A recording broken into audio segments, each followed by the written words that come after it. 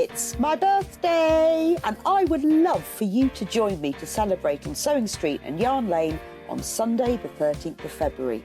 We've got lots of new projects, including these cute bird doorstops from Amber Makes, dressmaking with Adelle Rowland, and the wonderful Jane Crowfoot, who will be joining us specially for an hour of Yarn Lane. I'm sure I'll have some special treats for you too. You'll have to tune in on Sunday from 8 a.m. until 1 p.m. to find out. Watch me on Freeview 73, Sky 670, YouTube and Facebook Live.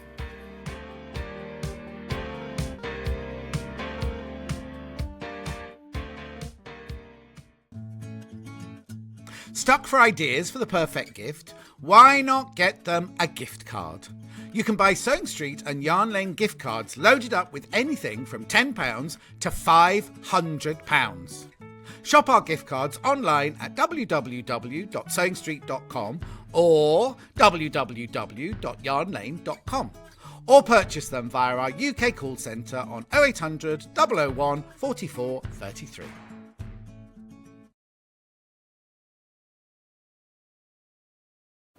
Hello everyone, my name's Cara Ackerman and I'm absolutely delighted to be here at Sewing Street. I actually originated from Hertfordshire, then went down to Hampshire and then it ended up in the East Midlands. I've been in the East Midlands for about 40 years now, which seems crazy, but 36 of those I actually worked with DMC Creative World, which was wonderful. I really enjoyed that. And then I decided to go freelance, and that's how I got introduced to Sewing Street. I love doing anything to do with textiles, so embroidery, cross stitch, patchwork, done a bit of quilting, bag making, toy making, oh goodness, there's loads and loads of things. What I love doing is just trying something new, and I think one of the tips is don't be frightened of trying something new. You always learn from it, and you know, don't be scared of making mistakes either. We all learn from the mistakes that we make. Little bit about me that you might not know, and that's a bit of a surprise. I once went to the garden party down at Buckingham Palace, the Queen's garden party, for some work that I did with Marie Curie. I was so lucky to go there, and just a wonderful time. So I hope to see more of you on Sewing Street, and I hope to try lots of new crafts with you. So see you again soon. Bye bye.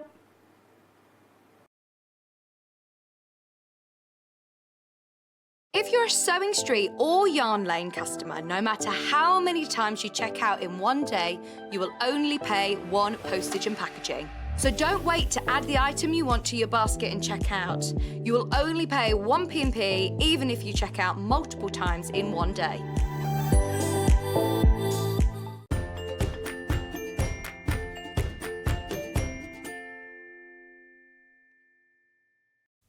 Good morning and welcome to Sewing Street on the 13th of February. Anyway, very exciting day. It's my birthday. It's my birthday. Look, do you like my cake? Look at this. They said, what cake do you want? Do you want a chocolate cake? Do you want a carrot cake? I went, no, I want a caterpillar cake. I don't want the controversial caterpillar cake, so I didn't get that one. But isn't it lovely? It's got pink feet. Of course, because it's my birthday, I get the head. Anyway, we've got a great, really exciting day for you today. And the good thing about having a show on your birthday, except having to get up at 3:30, I get the longest birthday ever. But I got to choose what was on the show. So I've done all my favourite things. I've got a brand new kit that I've designed specially for this birthday at a really good price, because it's my birthday. Dressmaking, because I love dressmaking. There was a couple of books that I really wanted to have, but they were out of stock. So I said, can we please have them back in stock for my birthday? And we've got them back in stock ahead of the curve. Very exciting. So we've got Adelle Rowland on for a couple of hours doing that. And we've got Yarn Lane. And we've got brilliant crochet blankets with Jane Crowfoot. So it's going to be a great day, but that's because it's my birthday. How exciting. Because a lot of my friends went, I can't believe you're working on your birthday. I went, it's the best working on your birthday. You get a cake. You get a cake. And all your favourite shows. So... oh, Fiona's messaged in, happy birthday, 21 again with a few more years experience. Yeah, actually I'm 23 today because I decided that's how old I want to be, and I think on your birthday you can choose your age. And today I'm going to be 23. I like to be in 23. I just started working on Needlecraft magazine when I was 23. Best day. Anyway, we actually got to do this. We do have to sell some things today as well as talk about my birthday. So we have got a great early bird. Again, it's something that I love and we've got them back in stock. It is the Moda scrap bag. Now, the best thing about these scrap bags is they are all Moda fabric, but you don't know what you're getting other than the fact you're getting Moda. So I've got 2 here. Now, the normal price for these, we'll start with the price, is $17.99. However, after today, well, after midnight, when it's the 14th of Feb, it will be going back up to $17.99. But because it's the early bird, we are honouring the old price of $14.99. So, but at midnight, it'll be back up to $17.99. We know that you love, I mean, God, the price of everything's going up at the moment, isn't it? Everything. So many things have been affected by it. And Moda scrap bags are one of those things. However, because it's the early bird and because it's my birthday, then we have got them for $14.99. Now, these are fab. Shall I open one and show you? So you get 227 grams, guaranteed Moda fabric, but you don't know what you're going to get. You just get a whole mixture. So there's so many things, you know, all those little scrap busting projects. This one's full of greys. Oh, look, we've even got some little labels. I mean, normally they put them together so they're quite colour tonal. So this one is sort of greys and greens. We've got bees on this one and geometrics. So you are guaranteed it is all Moda fabric. Perfect for adding to your scrap bag for all those little bits of EPP, applique. Actually, the thread spool quilt that I'm doing later at 10 o'clock be perfect for that. All those little scraps. $14.99, guaranteed, all Moda. Now, this is the last time that we will ever sell them at $14.99 because after midnight, they're going up to $17.99 just because that's the way it is. It's the way of the world. Everything's going up, isn't it? It's sad. It's very sad. But for today and today only, they will be $14.99. Very, very last chance. Can we have a look at the other one? I'm going to open another one. Message from Julie. Many, many happy returns, sweetie. Best wishes. Oh, thank you, Julie. That's really kind of you. Isn't it nice? Message from Wendy. Message from Wendy. Happy birthday, Rebecca. I hope you have a wonderful day from Wendy. Thank you, Wendy. So do I. Well, I've got a cake, haven't I? It's only me and Kat going to eat it. Happy birthday, Rebecca. Have a great day from Jane. Thank you, Jane. Isn't it great having a birthday? And one from Mandy. Happy birthday, Becky. Have a lovely day. Looking forward to the show. Wet and windy here. So an excuse to sit and watch from Mandy. Oh, with you. I tell you what, that M5 was super wet and windy. I stayed in the middle lane all the way. Probably annoyed everybody, but you get big puddles in the slow lane, don't you? This guy came right undertook me on this inside lane, like at 90 miles an hour. I thought, good luck to you, mate. You want to poodle along in the middle lane like I am. Oh, message from Vix. Happy birthday. I love you too, Vix. Love you too. Oh, message from Laurie. Thank you, Laurie. It's great to have a birthday, isn't it? Now, look, this scrap bag, isn't it great to have a birthday, is all neat and tidy. It's not like, yeah, yours won't look like this. Yours will look like this. So, look, if I unroll this one, what a nice gift for somebody. These aren't, and also, I mean, I was looking at them thinking, oh, well, they're jelly rolls, but a lot of them are quite wider than that. Now, this one is all black and orange fabric, so it is all very themed. I can show you my tattoo today, see, 13, because it's my birthday. Kat's just realised that. It's my lucky number. It's good having your birthday on the 13th. And when I was 18 and when I was 13, it was on the Friday, which I was quite excited by, to be honest. I think when you have a birthday on the Friday the 13th, it's quite nice. So this one is all Halloween themed, well, oranges and blacks. So when you get yours, it will come looking as lovely as this. And also, I think what's the good thing about it is sometimes, well, we have our kind of go-to colours, a bit like my birthday balloons. I love a navy and mustard because I even got to choose the colour of my balloons, which was fab. They're lovely, aren't they? And and we often have our own go-to fabric colours, don't we? But when you get one of these scrap bags, it makes you try different things. And if you don't like what's in there, put it on the fan page and ask if anyone wants to swap. But I think you could also set yourself a little challenge. You know, if you've got a wet and windy weekend or Saturday or something, you think, well, I'm going to make something with that scrap bag. See what you make. But you've got so much in there. Message for Alison. Happy birthday to you, Rebecca. Have a fab day. I've bought Doorstop Doorstop. Doorstop 3-panel on pre-order. I think they're so cute. Enjoy a fantastic day from Alice and Sadie. Thank you so much. And thank you for buying them. I'm so pleased with them. We'll be talking about the birds in a minute, but I know it's difficult to choose which one, isn't it? Happy birthday, Rebecca. Thank you for sharing your birthday with us. I know, I can't believe I got up so early, but it's such a long birthday, isn't it? Happy birthday, Rebecca. Have loads of fun. I am, because I got to choose what's in here today. And lots of messages. Happy birthday, Rebecca. Have a lovely day. Hope you get lots of nice presents. Well, who knows, Dan, because nobody clearly was up in my house at the 3:30 this morning. Not even the dog. So, but I said to my husband when I get home, I just want my tea on the table and the fire lit. Yes, that's all I wanted. Happy birthday, Rebecca. Love you, Mum and Dad. Oh, thank you so much. I can't believe, hi, Mum and Dad. I can't believe you're up so early as well watching me. From Sandra in Somerset. Oh, I'm 23. I'm 23. Just think that only makes you like 50, really, doesn't it? Oh, I'm only 23. Happy birthday, Bex. Have the best day doing what you do, what you love. Love, Amy. Oh, that's my lovely Amy. My lovely Amy. Thank you for all my messages. Happy birthday, Rebecca. Enjoy your 30th. Yeah, that'll do. Yeah. No, I'm only 23. Today, I'm 23 because it's my birthday and I get to choose. I've got loads of lovely messages. Thank you so much. If I don't get a chance to read them all out, then thank you, but I will read them all later. Happy birthday, Rebecca. So full of happiness. Lovely, from Danny and Surrey. I am. It's my birthday. It's my birthday. Please do. We're not going to sell anything today. We'll be just chatting. Please do remember to check out on your scrap bags. This is the last day. They will be $14.99. They are all, you don't know what colours you're going to get, but they are all Moda fabric. And you normally get about 24 to 32 strips, that sort of number, but they do vary in widths. But they will look like this one. They won't look like, there'll be these colours, but this one obviously we've sort of packed and unpacked. These, when you get yours, it will come in a nice paper bag all rolled up, not like this one that's all a bit of a mishmash. But I like the colours in that one though.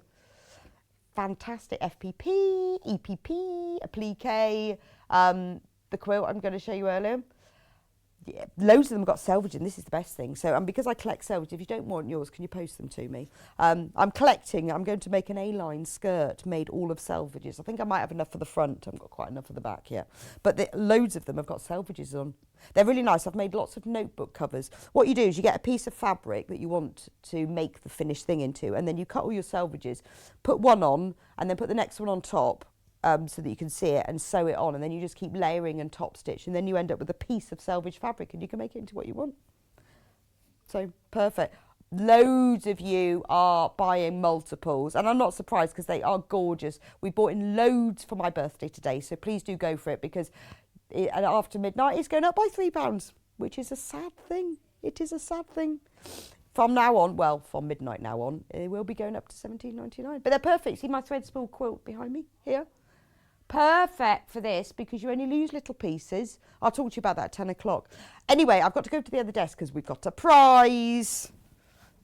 Brilliant reason for you today is I've got a prize. Well, it's not a prize. It is, well, it's a giveaway. It's a prize. Anyone who shops today on Sewing Street, Yarn Lane, whether it's on the TV, whether it's on the website, will get entered into the draw to win this amazing prize, which is worth almost about £10 short of £400. We added it all up today. So should we just have a quick go? That I've put some things in it. We've rifled around. We've found things. We've managed to beg, steal and borrow. But you know when we open a jelly roll, or we open sort of fat quarter packs, and that's our sample for the studio, we've got a few of those. So let's go through it from the beginning. We have got 2 cave facet design rolls. They might not be full, but if they're not, there's only one missing. Look at them. You get loads of them there. Now, they are worth £40 each. And we've got 2 of them. Beautiful. We sell them for $44.99, but you've got a pinkish one and a purpley bluey one. So beautiful. So you have got 2 cave design rolls. We've then got this is fantastic, 40 Tim Holtz fat quarters. And there are no repeats in there. What you see here is the one you'll get, because this is exact. We'll be packaging it all up later. I know, I'm glad I'm not having to pay the postage on this package, whoever wins this. It doesn't matter how much you spend, you get entered in it. You know, whether you buy a small thing, a large thing, lots of things, you will get entered into the prize draw. It can be in the web, can be Sewing Street or Yarn Lane. That's the most important thing. We've also got a selection of books. We've got a cross-stitch book. It's got birds on because I've got a little bit of a bird theme going on this morning. We've got the cross-stitch book. And we've got the 21 patch quilts by Carolyn Forster book, because then I've got cross-stitch. This is all about me, you see. So we've got Cave, who I love. We've got Tim Holtz, who I love. Cross-stitch that I love. We've got Carolyn Forster's book. Love Carolyn Forster. Then we've got Tula Pink. Threads. Found them. Got those in. Aren't these brilliant? So in here you get, let me just open it and show you. Ooh. I try not to rip your prize. 10 in that box and 10 in the other box. 20 Tula Pink Orifil threads. Gorgeous, aren't they? Absolutely gorgeous. From the Curious and Curiouser range. I really can't say that word. Look at that. Loads of them. Then we've got knitting and crochet books, because I know there's a lot of you obviously who are watching who are knitters and crocheters from Yarn Lane. So what I did is I put together a few that I like. I also included, so those of you who don't knit and don't crochet, look, how to knit and how to crochet. So if you do knit and crochet and you win this, you can give it away. And if you don't knit and crochet, you can learn. And then I've got a book, Baby Knits by Susie Johns, because I love Susie Johns knitting. Crocheted blankets, throws and cushions, because I know how much you love a crochet cushion and blanket. Gorgeous ones in there. And then for little quick things, I've got the collection Quick and Easy Crochet, Quick and Easy Knits. And then I've got a very special thing, because when it was Yarn Lane's birthday back in November, our first birthday, we gave away this free bag, and we ran out. So on the one side it said Yarn Lane, and on the other side it said Time to Unwind. And this was mine. So ready for the show, I crocheted the top of it to show you how you could decorate it. So I put a bit of blanket stitch and then a little wave stitch. So I'm donating my own personally decorated, which is priceless, because we actually, I think we ran out almost we might have had one or two people who missed out, but we did completely run out. I kept one and I decorated it ready for the show. So I will put all the books in here, and whoever wins it will win my crochet bag. I haven't used it though. I haven't been shopping with it. You won't find any receipts or anything at the bottom. It is clean. So one person will win this entire bundle that is worth about £10 short of £400. Yeah, I mean, it depends, if we think the bag's worth £300, then the whole thing's worth £700. But if you think the bag's only worth a fiver, then, well, But it is my bag that I decorated. Oh, I've got the pattern weights. Got gorgeous pattern weights as well. So all of this, one person is going to win. All you have to do is shop today on Sewing Street, Yarn Lane, or on the website. And also, while stocks last, let me show you. Everybody, they're all pinned. Cat's pinned them all to the wall, but they do look very jauntily pinned to the wall. No, I thought there was a bit of a wind going on. Jauntily placed. So everybody who shops today, I have to say while stocks last, but we do have quite a lot of them, will win this bag. Sewing Street on one side, Yarn Lane, not win. We'll get one while stocks last. Everyone who shops today will have one of these bags in their pack, and you can decorate the top of yours the same way as I have, or whatever you like. So Yarn Lane, Sewing Street on the other side. Everyone who shops today while stocks last will have one of these bags in their order. I'll hang it back on the mannequin. You will have it sent to you. We have got lots of them, don't worry, but I mean, I do have to say while stocks last, otherwise some of you might be disappointed. Anyway, let's have a look at the menu and see what's coming up today. So at 8 o'clock now, we are doing the Amber Mates Garden Birds Doorstop. So because it's my birthday, I decided I would design a special design, a new kit, something I'd wanted to do for a while. Having spent all of the last year doing Bird of the Month with you on Sewing Street. Every single month I've done a new bird, designed something else. I thought, let's actually make a bird. So I came up with the design, and then the fantastic Amy, who's the other half of Amber Makes, decorated them. I'll show you the birds in a minute. They are beautiful. When I saw what she'd done, I sent her templates. When I saw how she'd coloured them in, oh, they are just gorgeous. And they're at a really, really good price. Because it's my birthday, I wanted them to be really affordable. I didn't want them to be expensive. I wanted you all to be able to have them. So I've persuaded the managers that we could have them at a really affordable price.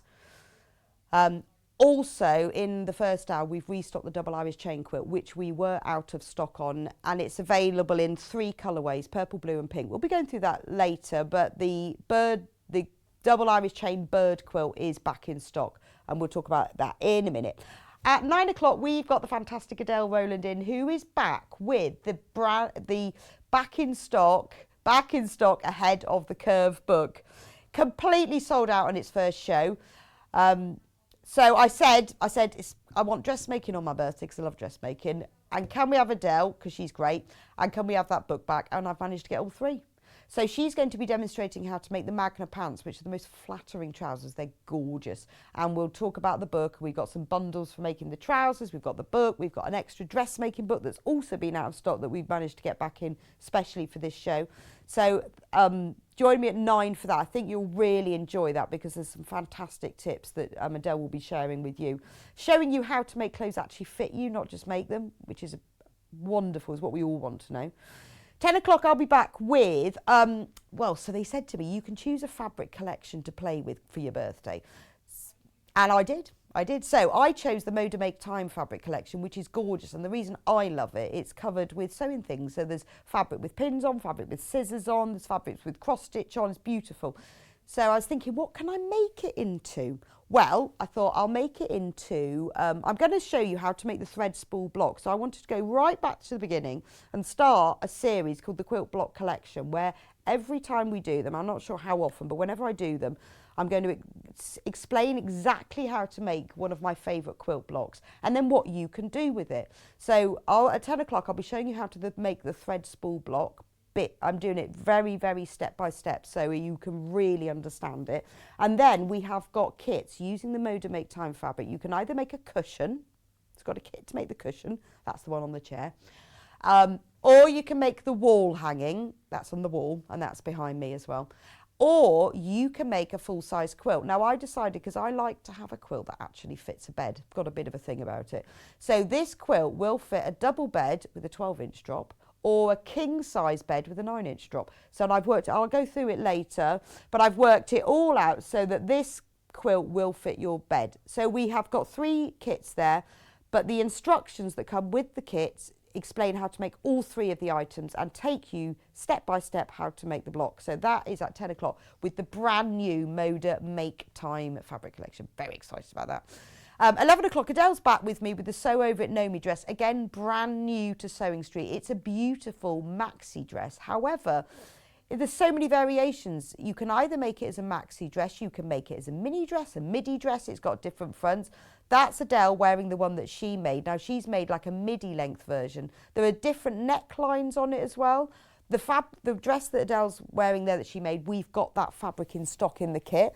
There's different variations. I love it in that pink print. So you can make it full length like this one here. You can make it midi length. You can dress it up. You can dress it down. Massively, massively versatile dress. Round neck, wrap neck. Anyway, she's going to be going through that all with you. Really good size range. There were 2 patterns available in that so that you can buy the smaller size range or the larger one, so it really will suit everyone. And also Adelle said she's going to be demonstrating with the overlocker. You don't have to use an overlocker for this, but for those of you who thought, I'd love to know how does that work, how to do, I'm thinking about buying an overlocker. I'd like to see one demonstrated. Join us at 11 because you'll be seeing it then. Then at 12 o'clock it's Yarn Lane, and of course because it's my birthday I get to choose what's going on with Yarn Lane. So I phoned up Jane and said, Jane, you're not free on a Sunday morning, are you? Because I had Jane on last year, ages ago, with her beautiful crochet blankets. She is the most amazing crochet designer. And yes, she was free, and yes, I could get hold of the kit. So I have got, last time she was on, The kit's completely sold out. So this time I've got 4 different kits, different ones for the first time, more stock of them, and also her book, which again, completely sold out, which features one of her patterns. So she will be with us at 12 with all of her samples, and we have got 4 kits. So if you love Jane Crowfoot, you love a crochet blanket, think about, please send in your questions. She had loads of questions last time because she is a crochet guru. Now, everything that's coming up on my birthday is all on pre-order. If you want to have a look at Jane's blankets, you'll need to go to yarnlane.com, www.yarnlane.com. Let's send your questions in advance. So please do send in your questions to her. And everything is on pre-order for the whole day. So if you want to get ahead, then do. Right, anyway, we've got to get cracking or the birds will never happen. So the birds will not fly. I'm just going to retrieve the birds from the shelf. Right. Oh, I've forgotten how much I'd put in them. Hang on, I'm getting a bit tired. Now we've got, I'm getting tied up with my balloons. I am in the balloons. I've got, oh no, what have I done? Luckily the iron's not on. I've managed to walk through the balloon. Right, sorry. I managed to walk through the centre of the balloons. Anyway, back to birds. So we have 3 birds and we gave them names. So we've got Robbie Robin, Bertie Bluetit and Gordon the Goldfinch. They all have babies as well. I'll show you these in a minute. Now, you can buy all the kits individually, but very popular already because I know a lot of you won't be able to decide because I can't really decide either. They're gorgeous, aren't they? If you want all 3, we have got a special kit at a special price to buy all 3. Shall I show you their backs? Because I love their backs. That's almost my favourite bit. Oh, wrong way. Look at them. I mean, it's the detail. Because I told you, I mean, I sent like a wing shape to Amy and said, make that into a goldfish. Look at it. It's got all the black and the white. And look at the feathers. It's amazing, isn't it? Look, isn't that lovely? I mean, and look at the red on there. It's absolutely beautiful because you never really know when it's printed how it's going to come out. And even look at the bottom and they have feet and then the bottom of the tail. If you look at the robin, because the robin's got a brown tail, but look at the bottom of him. Now, obviously, for you massive bird enthusiasts, these are probably not 100% accurate, but they're as near as we could make it.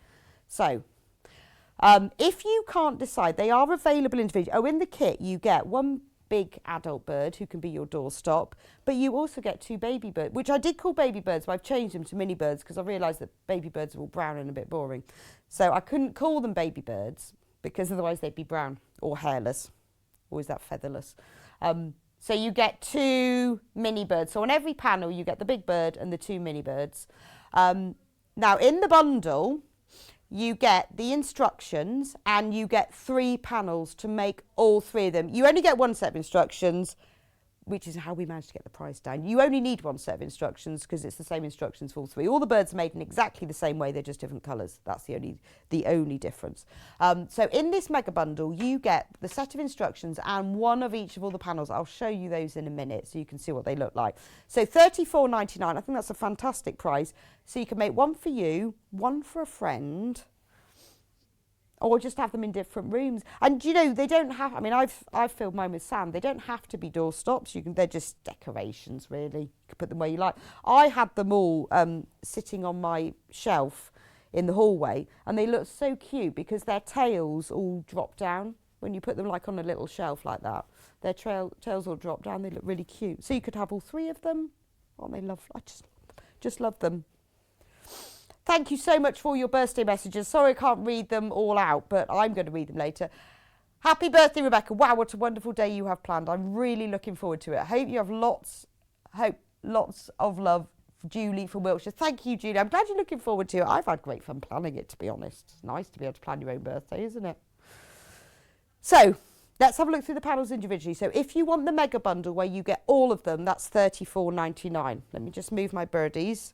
Most popular at the moment is Robbie. Couldn't decide. You see, I couldn't decide. I wanted to do a blue tit. That's how it started. Really wanted to do a blue tit. Then I thought, love of Robin, got to do that. And then I wanted to do a 3rd one. And then so I just had a look at the birds. And the goldfinch, I think, is the prettiest one. So that's why I chose the goldfinch, because there's more colours on it. But Robbie's in the lead. Be good for Christmas. They would be very good for Christmas, wouldn't they? Because robins do not die after Christmas. But if you only want one, $14.99. I told you, didn't I? I said, they said to me it should be more. I went, no, it's my birthday. It's my birthday. It's my kit. I'm getting to choose. Because I think it's a good price, isn't it? And if you're thinking, right, well, I've done some sewing, a little bit of sewing. I haven't moved up to the next step. I'd like to have a go. Then for $49.99, it's not like too much of a risk. I'm going to show you, in my half an hour I've got left, how to do it. And I have designed them in such a way that they are quite easy to put together because I've labelled everything. Now, if you look at it, it's basically cut and sew. So all the seam allowances are included. You don't have to think about it. So you just cut round the shapes. They're all labelled. They've got lots of letters on them, and I'll talk you through that in a minute because that's the easiest way. I wanted to make it easy for somebody who's starting off with sewing and wants to move on to the next step and think, oh, I'd like to make something like that, but I've never done toy making or 3D things. I don't really know how to do it. So I've made it easy to match up by labelling everything. So that's the robin. So you've got there's his base, there's his back, there's his base, which is in 2 bits so you can put the feet in. There's like the front of the robin, the back of the robin, even the wings. Look at the feathers on here. And then there's the mini birds, not baby birds anymore, because there's 2 of them. And and even the sort of the red part, it all matches up. When Amy and I were working through them, we made sure that when you sew them together, all the different bits matched up. And then you get the instructions, obviously, because they're very important to know how to do it. I've gone through these. These are a nice big pack of instructions as well. Sometimes our instructions, there's 8 pages in this because I wanted to make it simple so you could understand. It tells you everything you need to know, and I've put close-up, step-by-step photos of all the bits that make it easier to understand with the photos. So lots and lots. I mean, I know sometimes people look at instructions, think, oh, so many instructions, that's really intimidating. It's not. It's just I've put in a lot of detail to make it easy to do. So there's all the pictures. Put a little tip in, and then we've got nice big clear photos because I know as a sewer that I want a picture. I want to be able to see a really big picture so I can see, oh, that's where the wing goes. Oh, that's how that matches together. And I think having, the side photos and the back photos, it makes it a lot easier. So whichever bird you're doing, you'll get the same instructions, which is why we've been able to do the mega pack for such a good price. So that's Robbie the Robin. Robbie the Robin. Who would be nice at Christmas? And don't forget, anything you buy today, you will be entered into the competition to win that mega prize. And don't forget the special tote bag while stocks last. Everyone who buys something today will be getting a tote bag while stocks last. Shall we do Bertie Blue Tit? I love the colours. I mean, yeah, these are my colours actually. In fact, maybe I was a blue tit in a former life. That's an interesting thought, isn't it? Maybe I will be a bird. Jackie said what? Oh, yeah, no, it's designed to be a doorstop. You see? Mine is, I'll show you later. Mine is filled with sand, actually. But yes, that's the point of it. It is a doorstop. But you don't need to use it as a doorstop. It can just be a decoration. But I've explained, and I'll show you in a minute, how you put the filling in to make it into a doorstop. So exactly the same layout, just a different bird. But look how amazing the colours and the detail. Look at the feathers. I was like, I don't know how she does that. How did she do that? And I think she probably tried to explain, but I didn't really understand. It's very clever. A message from Mandy. You could always frame the photos in the pattern, so an extra bonus. You could, yes. Well, Amy took the photos as well. Thank you, Amy. She took the photos. They are beautiful. You could frame them because actually this isn't just paper. Oh no, this is very extra thick, glossy paper as well. Makes them last longer. So that's the blue tit again. All the pieces you need. Everything matches together. All the labels, but aren't they lovely? I like the little shine on the beak as well. I think that's really nice. And then finally, we have got Gordon the goldfinch. He was called Gary first, and then I decided that he didn't look like a Gary. He looked like a Gordon. He just looked like a Gordon. You know how sometimes things look like things, and like the Bertie always looked like Bertie. And then Robbie, well, do you know I share a birthday with Robbie Williams? Yeah, claim to fame. Yes. Have you, Kat? Kat's met him. So, oh yeah, because Kat was on tour with Take That. Oh, I'd like to meet him. So me and Robbie, we share a birthday. So, oh, were you? Oh, she was there when they got back together. Very nice. So that's why the robin's called Robbie, not because of Robbie Williams, just because it was a nice name. This is the goldfinch. Now, I chose the goldfinch because I think it's a stunning bird. It's got so many different colours and interests. I mean, look at the wings on this one. I know. I think she must have spent a lot of time looking at pictures of birds, because look at the feathers and the detail. I love the red bit on the head, but you can really see all the feathers coming round. And because all the seam allowances are on here, the print goes right up to the edge. So it doesn't matter if you don't get your seam allowance exactly spot on. You know, you won't have bits of white on it. And even the baby one, mini ones, not babies. So all of them, $14.99 each. But if you want all three, you'll only get one set of instructions, but yes, you only need one. You can have all three for $34.99. Tricky. Oh, Yvonne says she likes the bag hanging behind me. Oh, is that the peg? I'm a bit wary of these balloons. It's actually a peg bag that we designed for the Bird of the Month. We do have the instructions for sale. So you can use these with any of the bird panel of the month, or you can just use your own fabric behind them. So that's the instructions. If you go onto the website, sewingstreet.com, click on Watch Live, and it's on there. Oh, $9.99 is for the birdhouse peg bag instructions. Yes. Oh, and we've also bought back the 40 5-inch square panels as well. Especially because it's a birthday. So we have also brought back $14.99 for the 40 squares panels of all the birds. So if you flies out,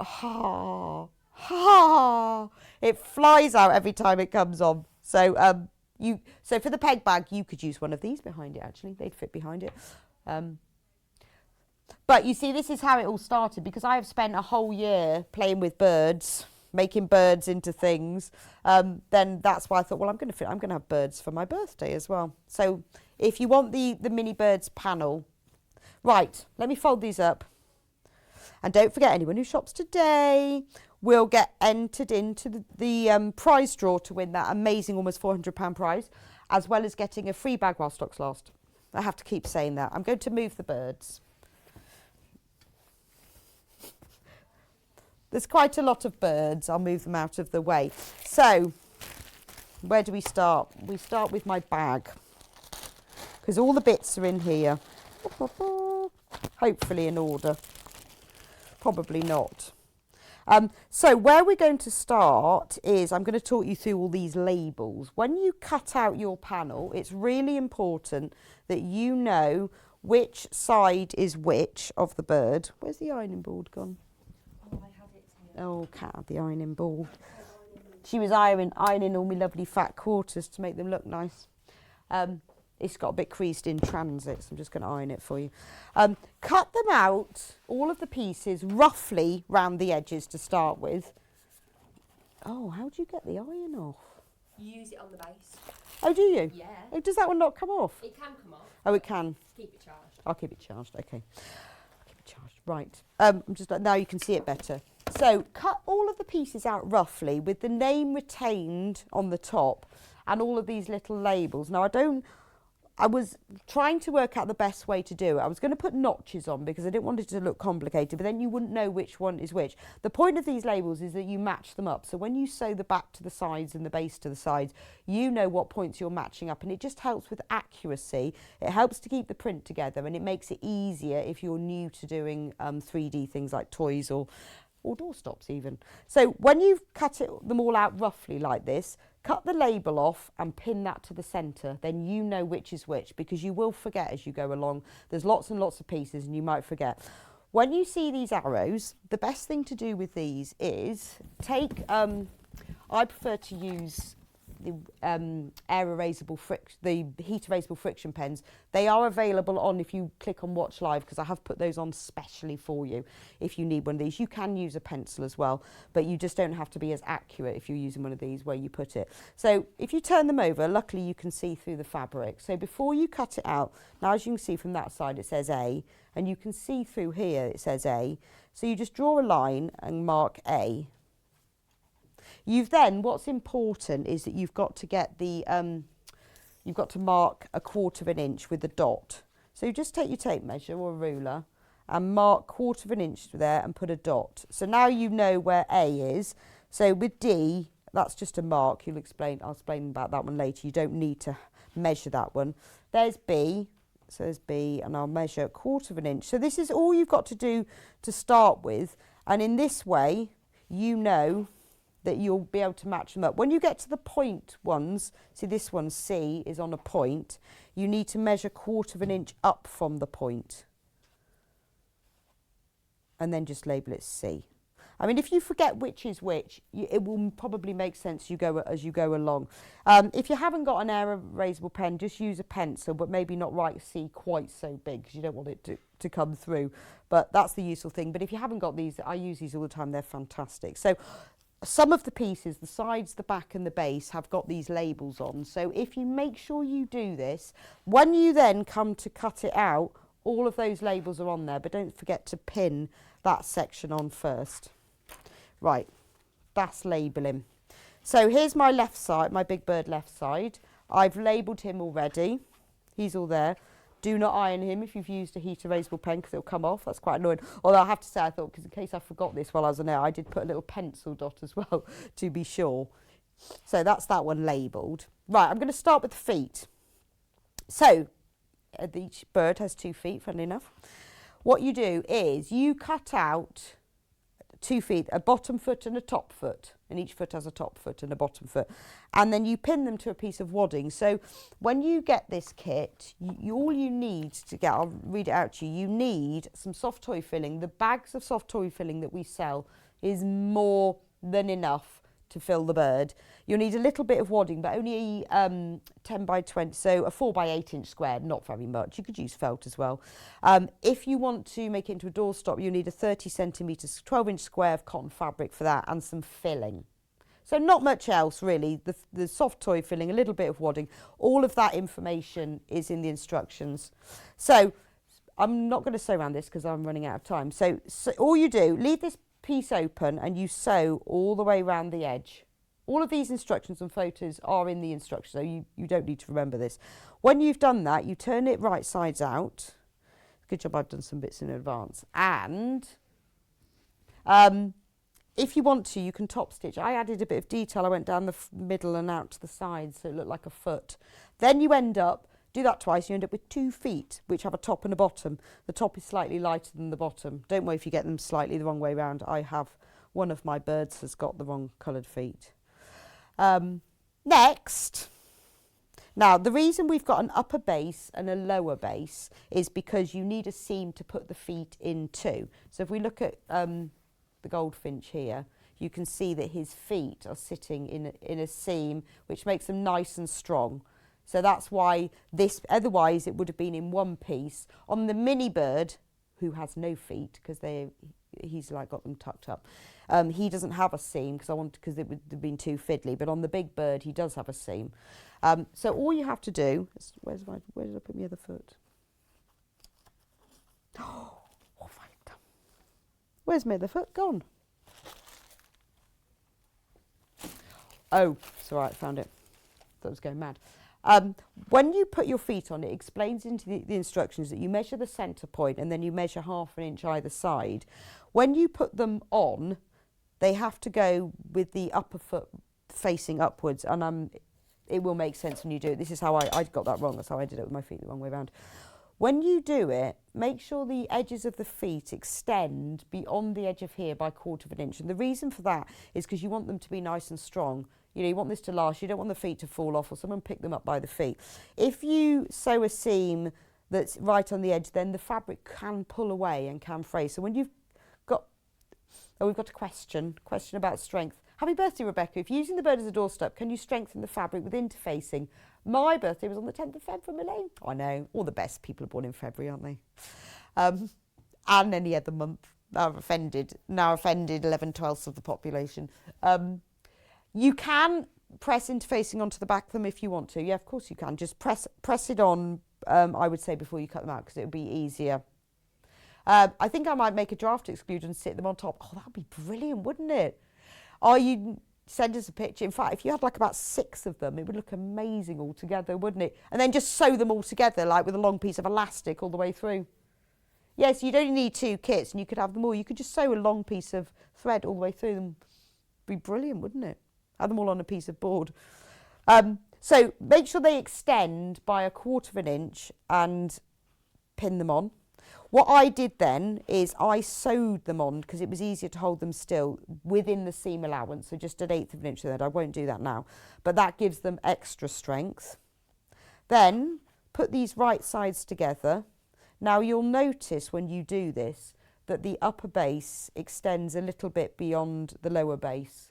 Don't worry about that. That is done purposefully because when you then sew them, that takes into account the seam allowance. I shall show you in a moment.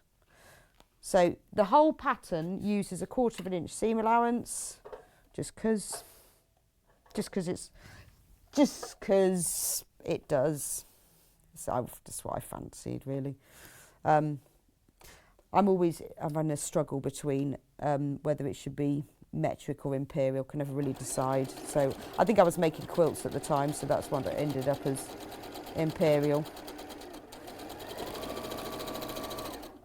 So the way Amber makes work is I design them and do all the drafts and then send Amy dodgy templates using dodgy fabric, and then she colours them all in and creates these beautiful things because, oh, well, imagine what it would look like if I did it. Horrendous. So I do the sewing and she does the drawing, which is why it works really well because I can't draw, although she can sew better than I can draw.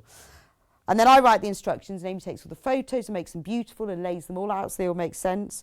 So now look, I've got a top and a bottom and feet. And that's how it will work, like that. So that that's his tail. So when he sits out, his feet will sit like that. And that's what takes the trial and error, and that's why one of my birds has got his feet on the wrong way around, and then I worked it out. So that's that section. Now what you're going to do is sew the side to this section. Now this is where you'll be glad you've marked all those points, and this is why I did this, to make it simpler for people. So let's take it right sides. We're going to place them right sides together. It's quite easy to work out which side goes on which side. So on here, we've got labelled the A point. So put a pin through the A point. And then if you turn the side over, you can see your A point. Put the pins through the 2 A points. Because if I had notches, you wouldn't know which notch was which. If you've got paper patterns, it's easy. You can label the notches, but obviously these is printed fabric. So once you've put the pins through the A points, you know they're together, put a pin either side of this. And do not, when you sew, you mustn't sew beyond the point, because this point is used for another piece as well. But that's fine, because you just slope. Then you can take out that one, because you know that they now match. Where's it gone? Oh, there it is. Right, now the D point does say all this in instructions, you don't have to remember this. If when you sew this they don't match together exactly, depending on whether you've sort of pulled it or your seam allowance, etc. Just get a pair of scissors. Right, you can just trim that off slightly, it will still work just to match. The D point on here matches this seam, and I've done that just to make it easier when you put them together. I always find it a lot easier if you've got points to match, so that you know, otherwise you've got quite a big curve. Because I was thinking about people who hadn't done any 3D sewing before, and to encourage you. It makes it easy if you've got 2 points. Then you get to the C point here. Again, put your pin through the mark that you made at the 1/4 inch. And then on here, there's the C point. Put your pin through the C point on there. Pull it so that they match. And then exactly like you did with the A point, keep that pin in and put one pin one side, one pin the other side, and then take that pin out. You've now got 3 anchor points for your whole bird, so you can now pin it together. I would put your pins in vertically because it's easier to ease a curve, but you can see how, you can imagine how many birds I've made to make this work. Many of these did not work, but how this curve fits together really well. So because you've done those anchor points, it's much easier. If you put them in vertically, it's much easier to ease the curve. If you put them in horizontally, it takes up too much of the curve and you can't ease it as well. And then the other point, the other side of the curve, you do exactly the same thing too. The more pins you put in, the better. And it's much easier because you can do it really, really slowly. And I've got photos in the instructions of all of these stages, so you haven't got to remember.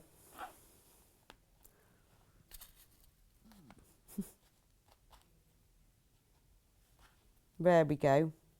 Make sure you don't sew through his feet, but they shouldn't stick there.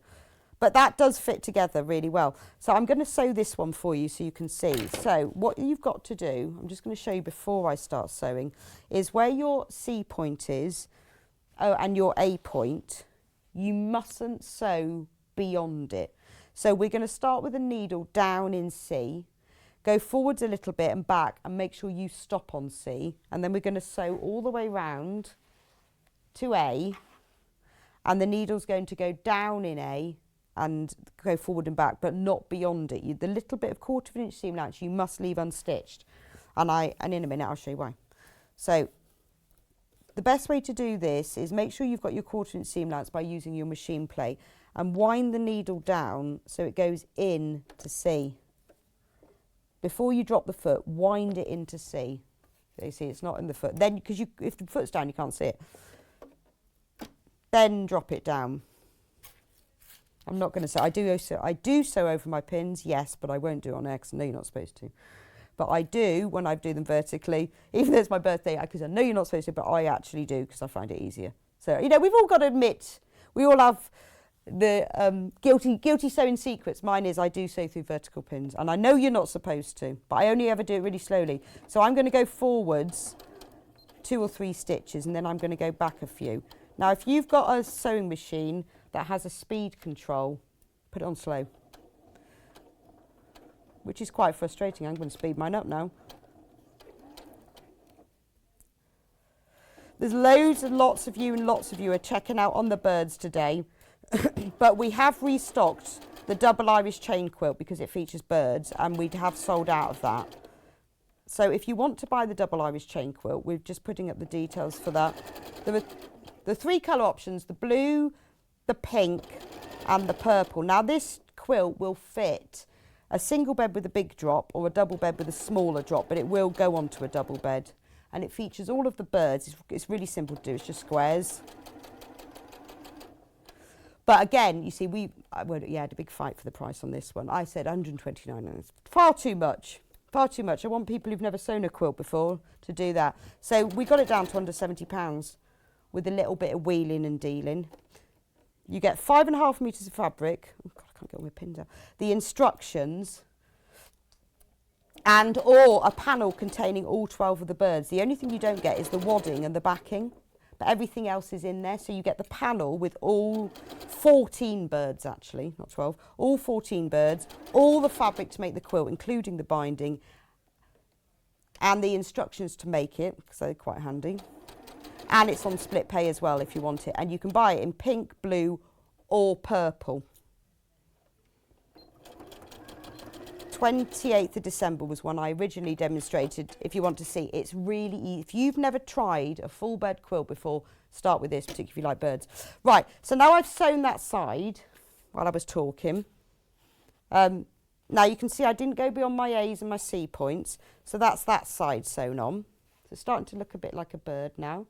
You then sew the other side on in exactly the same way, except the other side has a turning gap, which is marked on the pattern, and you mark it onto your fabric. All that means is you sew from the C point to the turning gap, reverse a bit, don't stitch that, and then stitch from there to the A point. That's the bit you use for filling. Once you've sewn them both on, I'm now going to turn into a robin.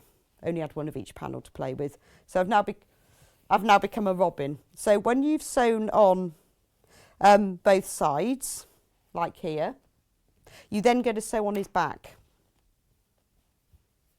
like this. I've got 4 minutes. Don't know how that happened. Too much talking. So with this one, we've got B's instead of A's. So there's the B point and there's the B point. So put the B of the head through the B. This is why it's really worth marking it earlier, of there. And pull the pin so that the head is there, and that holds the two together. And exactly the same way as the other one. Pin. I'm not going to have time to sew all this on. So you pin through there, and we have the C point. Now this is where you obviously you've already got the base in here. So when you come down to there's the C point marked at the end of the tail. So what you do, because you didn't sew all the way to the end, you can still put your pin through the C point. Then you put it through the C point of there and pin it together in exactly the same way. And all you do when you sew it is just hold this out of the way. What I do to make that happen is I pin either side of it, making sure that when I pin, that's pulled out of the way. So when you sew it, and then again you just pin it together all the way around the curve, and then you do both sides, and that's how it's done. I just want to talk to you about filling though, because if you want to fill it, I've said you need a 12-inch square, so I've made one in advance. You get a 12-inch square of fabric. It could be anything. Bit of calico, there's a bit of curtain line in mine. Calico's good. Fold it in half and sew it together across the bottom and up the sides, and then you'll end up with a tube, and then half fill it. Now the reason for this is you'd never get a big bag inside that little turning gap if you'd completely filled it up. So you can fill it with plastic pellets, rice. I've used sand. Sand works really well because you get a lot of weight. You get a lot of weight for volume. There's probably some ratio there that I don't know, but a lot of weight for volume with sand. If you play sand's really good. You can buy from toy shops. Half fill it with, I would recommend a jug. Works very well. Then you don't get it all over the work surface. I haven't got a funnel. I used a jug. Then when you've done that, turn the edges over, and you can actually get it. I've sewn mine already, but you can actually then get it under the sewing machine, because you want this to not come out at all, but you can actually sew it under the sewing machine. Then when you come to put it through that little gap, which is only about this big, if you get the end that's not filled, push that in the gap first, then if you hold the bird up, you can pour it like an egg timer, and it will pour through, and then you will get the whole thing in, because otherwise you don't want too big a gap for turning, because it's a big gap to sew up, but you want enough weight. So I worked out that was enough weight to make it into a doorstop. But if you're making anything like this, make it twice the size, then you can get that, and then you just pour it in and it wiggles through. Then on the base of them, because you can hear him there, he's sitting just here, and that's the right size for him to sit just there. Just arrange it so it sits on the bottom, and then you stuff it. All you have to do then is, once you've made the whole thing, is you make the wings, which I've got here, and you sew them. I thought I'd made one. Oh, maybe I didn't. You just hand stitch the wings on, and I've explained where to do them, but there were also big photos so you can see. But the ends of the wings, you don't sew on. If you want to, you can decorate them. If you look at this wing, before I sewed them on, I did some top stitching on top. You don't have to do this, but I got some yellow thread, and with the goldfinch, I sort of stitched some feathers, and then with some dark grey thread, I did that. So if you want to add some extra detail, you can do that. When you sew the tail, again, you can do some top stitching. Don't have to sew the tail. So once you've stuffed it, you sew across. Can you see there's a seam in yellow here? You sew across there, and then that stops any of the filling moving into the tail. So that's it really. I haven't finished it all, but all the instructions, I mean, if you look at the photos, everything that I've explained to you is in here. So there, you know, it shows you exactly how to make the feet, where the feet are attached. I've showed you the section here with where you pin the curve that I showed you in the demonstration. It explains sewing on that part, how you join it together. Once you've done that, you then sew the beak and the tail. I've explained about sewing across the tail, doing the wing. So it's all in here, it's all in here. And then also instructions to make the mini bird, which is a lot easier because it has less pieces, but it still has its little wings.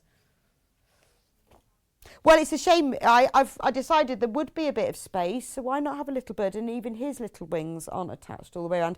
You could hang them up. When they look nice, you could have them hanging like on an Easter decoration or something, or a mobile, or if you've got some bunting or something, you know, you could have them all strung across the kitchen if you had lots of them.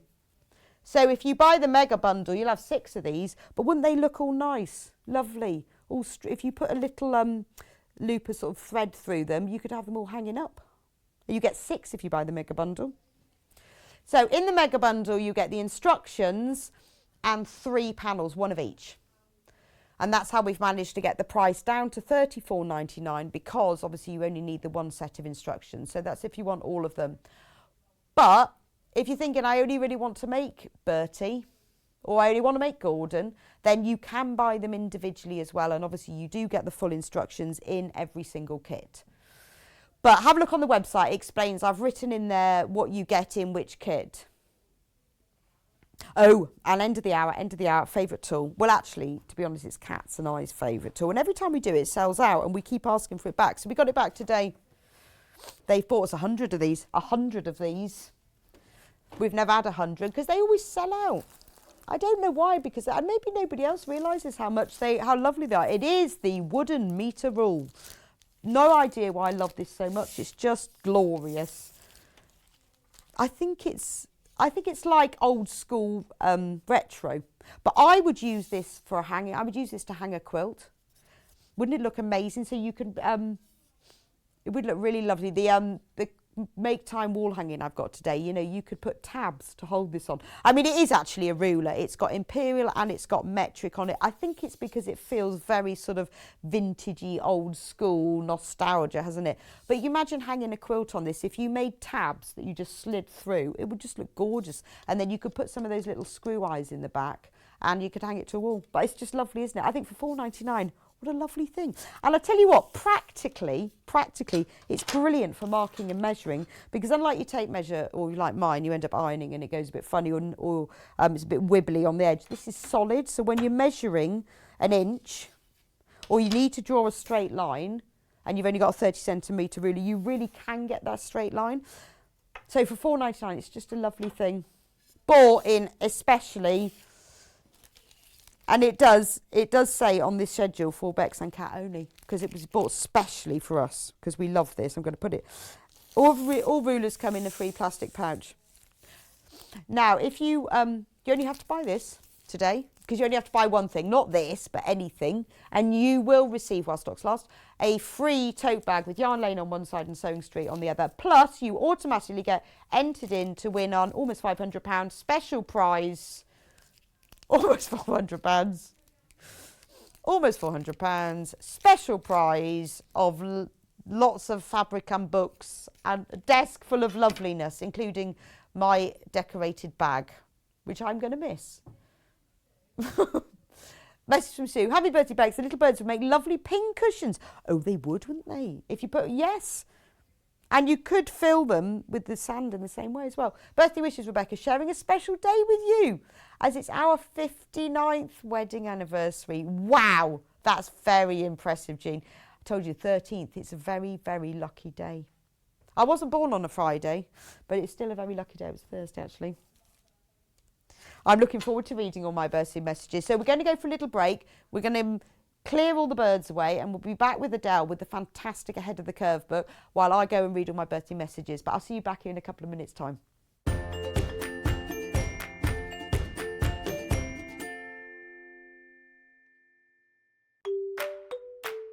Hello everyone, I'm Delphine Brooks. I've been part of the Sewing Street family now for over a year and it's been the most incredible journey so far.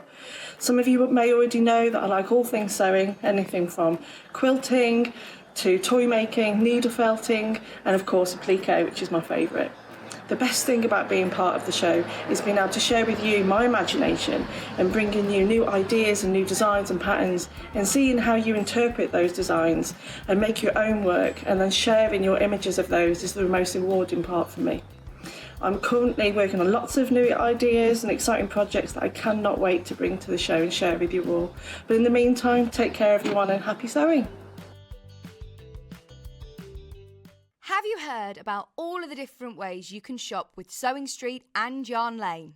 You can either shop on our websites, sewingstreet.com and yarnlane.com. You can also order by phone by calling our friendly UK customer service team. For Sewing Street, call 0800 001 4433 and for Yarn Lane, call 0800 4700 600.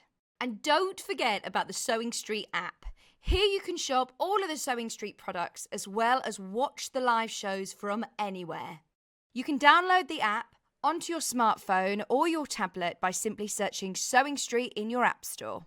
And one final thing, no matter how many times you check out on Sewing Street or Yarn Lane in one day, you will only pay one postage and packaging. Happy shopping! It's my birthday and I would love for you to join me to celebrate on Sewing Street and Yarn Lane on Sunday the 13th of February. We've got lots of new projects, including these cute bird doorstops from Amber Makes, dressmaking with Adelle Rowland and the wonderful Jane Crowfoot, who will be joining us specially for an hour of Yarn Lane. I'm sure I'll have some special treats for you too. You'll have to tune in on Sunday from 8 a.m. until 1 p.m. to find out. Watch me on Freeview 73, Sky 670, YouTube and Facebook Live.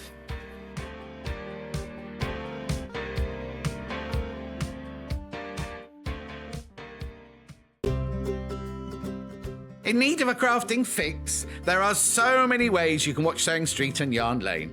Sewing Street is live from 8 a.m. to 1 p.m. every day on Freeview 73 and Sky 670. Alternatively, if you want to watch us on a tablet or on the move, you can tune in to our YouTube channel, the Sewing Street app, or the websites at www.sewingstreet.com and www.yarnlane.com. You can watch past shows on Sky 670 from 1 p.m. every day, as well as our YouTube channel, the app, and our website. Yarn Lane is on from 12 till 1 p.m. Visit our programme guide to find out when and what's on. So, you never have to spend a minute without us. Stuck for ideas for the perfect gift? Why not get them a gift card? You can buy Sewing Street and Yarn Lane gift cards loaded up with anything from £10 to £500. Shop our gift cards online at www.sewingstreet.com or www.yarnlane.com. Or purchase them via our UK call centre on 0800 001 44 33. Are you a fan of Sewing Street and Yarn Lane? Why not join our growing Facebook fans pages? Just search Sewing Street Fans and Yarn Lane TV Fans on Facebook and click Join Group. It's that simple. Never miss out on the latest news and updates from our presenters and guest designers, special offers and plenty of chat with your fellow fans. Share photos of your makes, ask for advice, interact with your favourite guests and presenters and be a part of the ever-growing sewing and yarn community. See you there!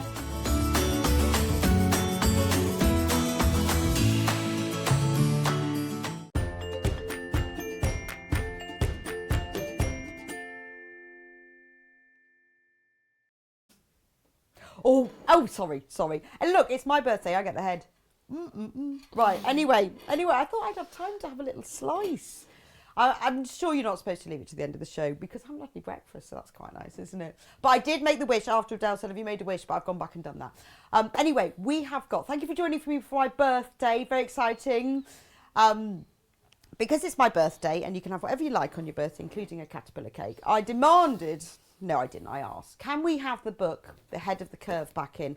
I think it's a fantastic book. I think there were far too many, well, clothes and patterns and dressmaking things that are all based on these really, really thin models and not for normal people. And this book is brilliant. It embraces the fact that there are other sizes in the world, bar size 8. And also that it's important to adjust patterns, because we're not all, if you were 10 or whether you were an 18 or whether you were size 30, even then you're not all the same size. And the good thing about this book is it addresses the fact that there are different sizes of people in the world. We do need different size dresses, but also we need to dressmake. Now, I know when we all start dressmaking, it's usually because we want to make either something specific in a specific fabric that we haven't been able to find in the shops, or we think because we want to make something that fits. So we start off, we cut out our pattern, we go, oh, I decided I'm a size 14, I've cut it out, and then it never fits everywhere. And I think that's what puts a lot of people, I know it's what used to put me off dressmaking. I'd make what size it said in the pattern, a bit like when you go to the shop and you buy the dress, you think, oh, I'm that size, and then it doesn't fit in the right places. This book is fantastic. It explains really simply how to change a pattern to fit you in all the different parts. This book is written by Jenny Rushmore from Cashmerette, and we've got a quick video to show you while I have a little bit of my cake, of which explains about her book.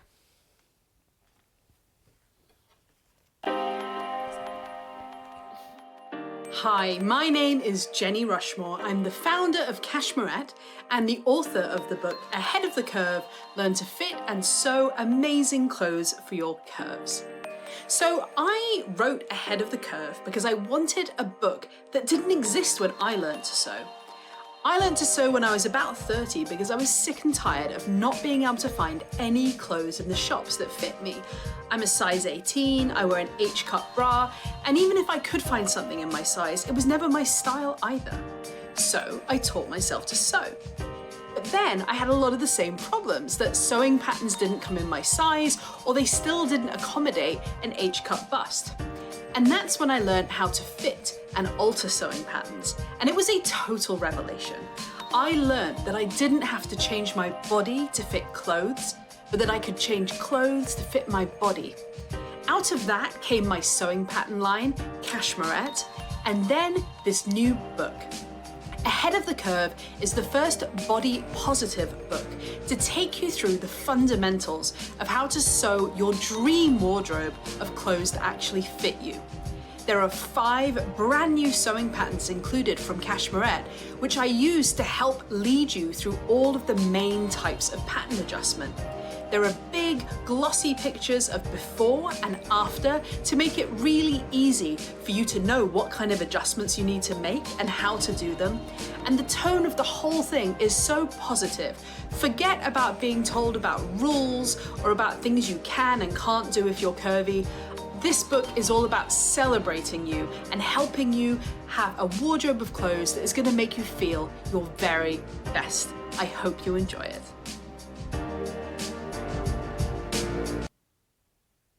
That's brilliant. That's great. I hope that explains. It really is, isn't it? About, I love the way she says, don't change your body to fit your clothes. Change your clothes to fit your body. Absolutely. That's why we make clothes, that, and we get something completely unique in the fabric that we want as well.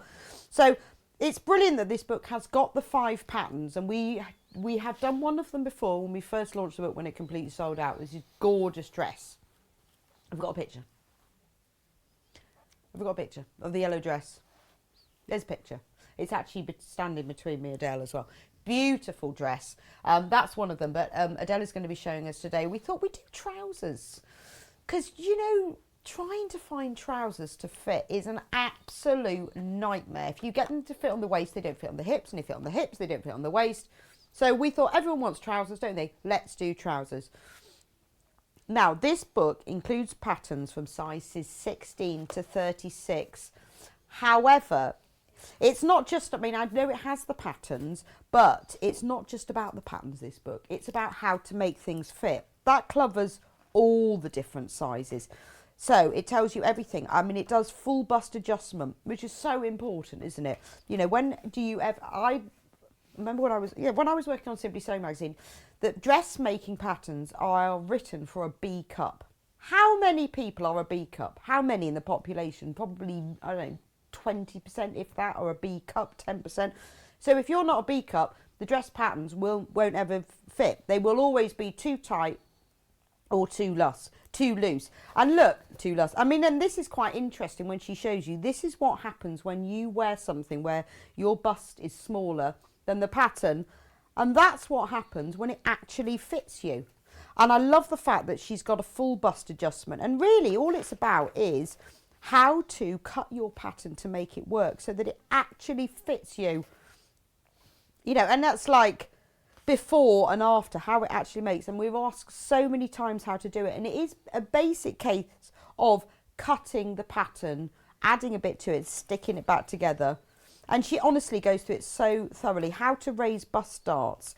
Because interestingly, with the bust dart, is the dart is supposed to come up to the midpoint where your nipple, really. I don't really like to say it. You like to say the word nipple on telly.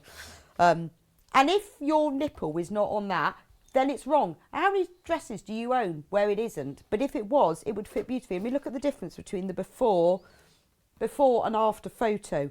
So if you learn how to adjust them, you will look like that and not that. And it's that sort of thing that you've spent, say, £50 on the fabric to make a dress. You've got it home, you've made it, you've even hemmed it, and then you try it on and you go, oh, I'll be wearing that with a cardigan then. And then that's a really shame. This really does cover it all. I think it's great. Quarter of the stock has already gone. I mean, I think you, in this book, you have got all of that technical detail, which is amazing. You've got 5 patterns. They're all in the back, but there's also information here, because Adelle showed us. I'm going to put my finger over the password so everyone who buys it doesn't cheat. It tells you where to download the patterns in just your size. There's a password there. That once you get the book, so I've got my finger over it, because that wouldn't be fair, that you can actually download them, so that if you want to have them just in your size, rather than tracing your size off the full size pattern, if you want to download them in just size, the information in here is for that.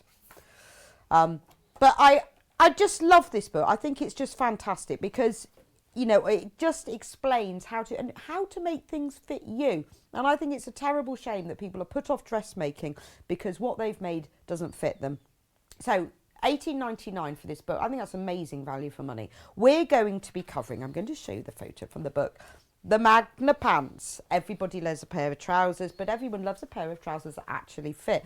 The great thing about these trousers is you can choose whether you put a zip in them or you put elastic in. And that's great because there's another thing that put people off. Oh, I don't want to put a zip in. Oh, I don't know. Oh, no, I'd much rather elastic. And they are wonderful. They are slim leg trousers. They've got an elasticated back darts and a side seam zip if you want to. You can make them flowing in a rayon. You can make them more structured in a linen. You can use whatever you want. They really are your go-to pair of trousers. You can make them sort of slouchy for wearing on the sofa. You can make them for holidays in like super prints like this. Keep them plain. Totally up to you. But $18.99, and this book completely sold out last time. And really, you know, third of the stock has now gone. If you are a beginner to dressmaking, or you want to learn all these things, and honestly she does go through it in amazing detail, that you can achieve this. You can actually make something that fits you so that you don't have to change your body to fit your dress. And that is the reason for cake. So I'm going to quickly run through the fabrics that you can have. So you'll need the book for the pattern, but I'm going to run through the fabrics that we've got on choice.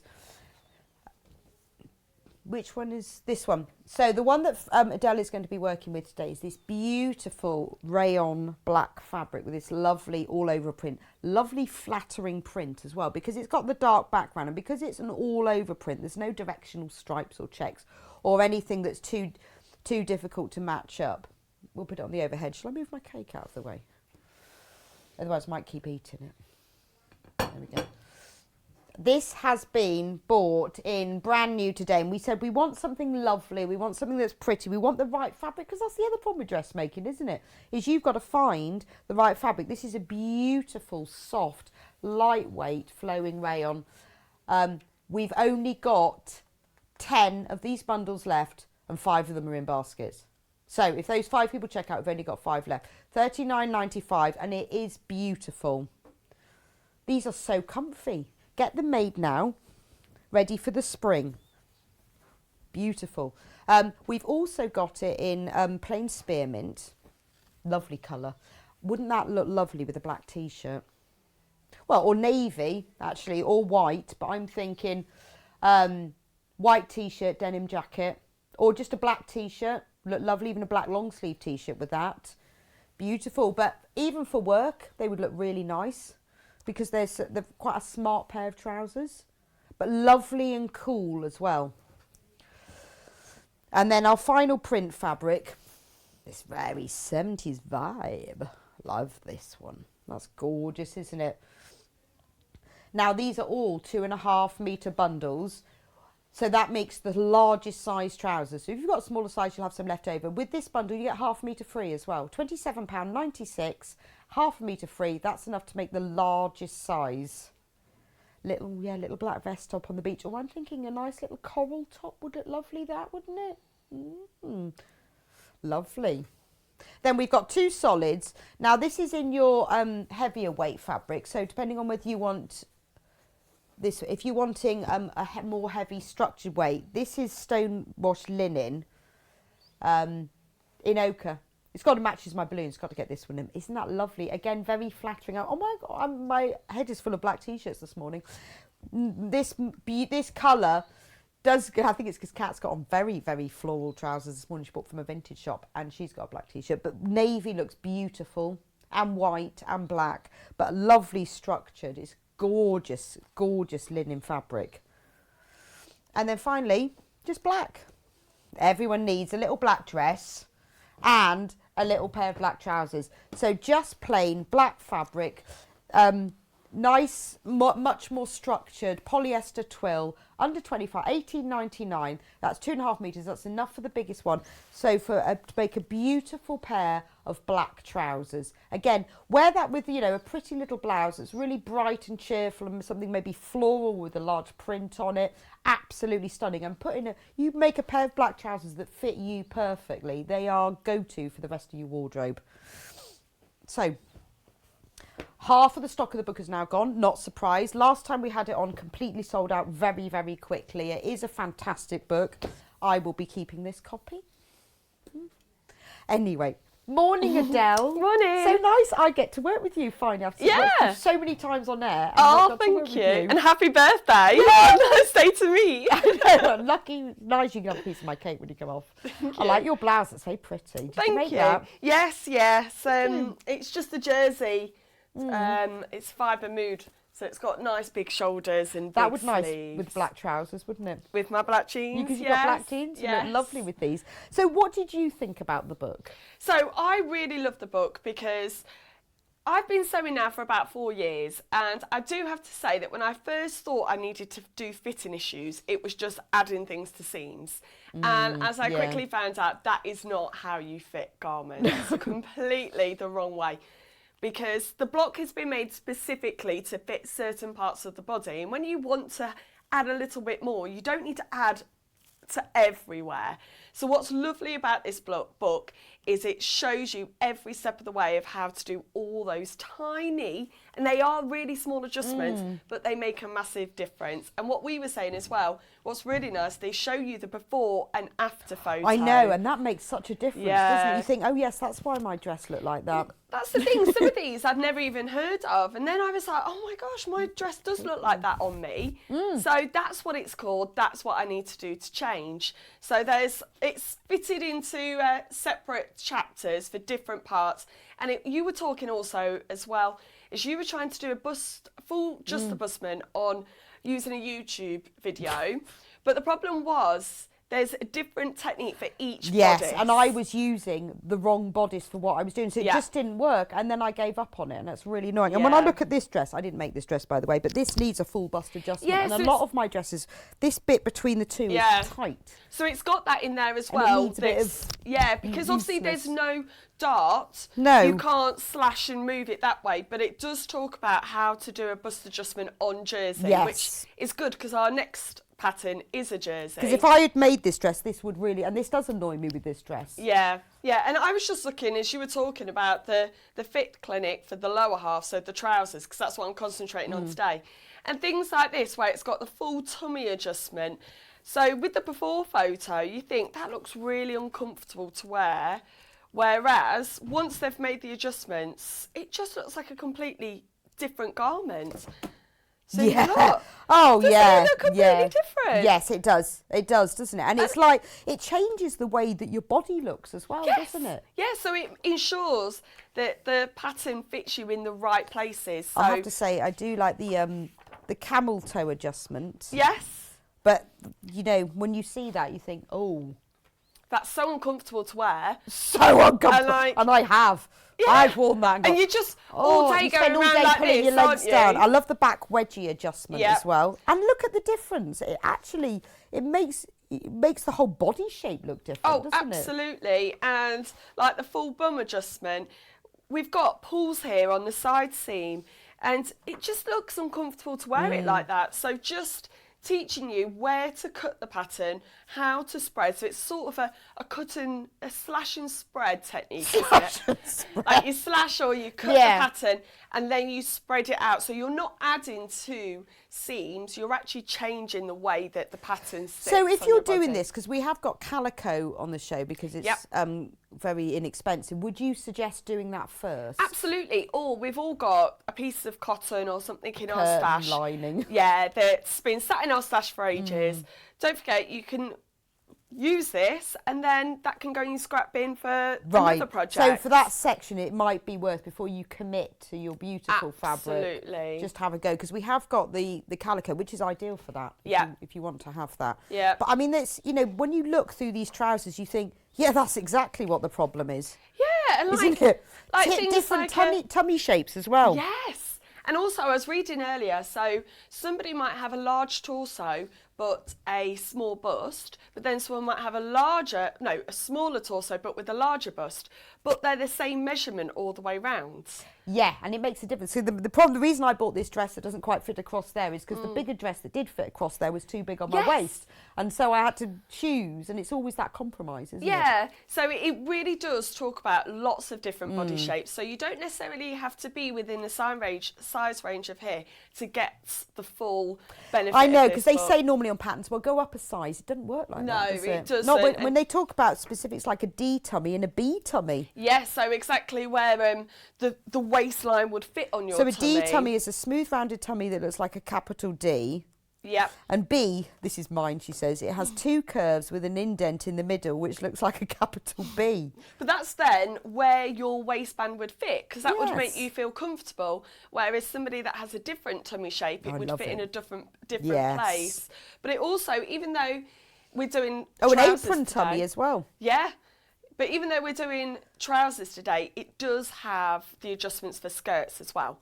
So even though there isn't a skirt Right. pattern in here, you might be a person that prefers skirts over trousers. It's the same adjustment. Oh, yeah, for that tummy thing Yes. is done with that. Oh, Yeah. wow. So once you've worked this out, you can then go on and make you can make 10 pairs Absolutely. of trousers because you've cracked it. Yeah, and that's the thing. I learned very early on that my bust start does need to be lowered. So I spent a lot of time learning how to lower dust bars. Dust parts. What did I say, sorry, Lola? On bodices. Now, that's one area that when I start a brand new pattern, I always check. Right. Because, as well, different pattern companies have a different block that they put their patterns from. So I know certain companies, I 100% have to. But I've always got to remember, every time I come to dressmaking, I remeasure myself. I check the pattern against my body proportions because...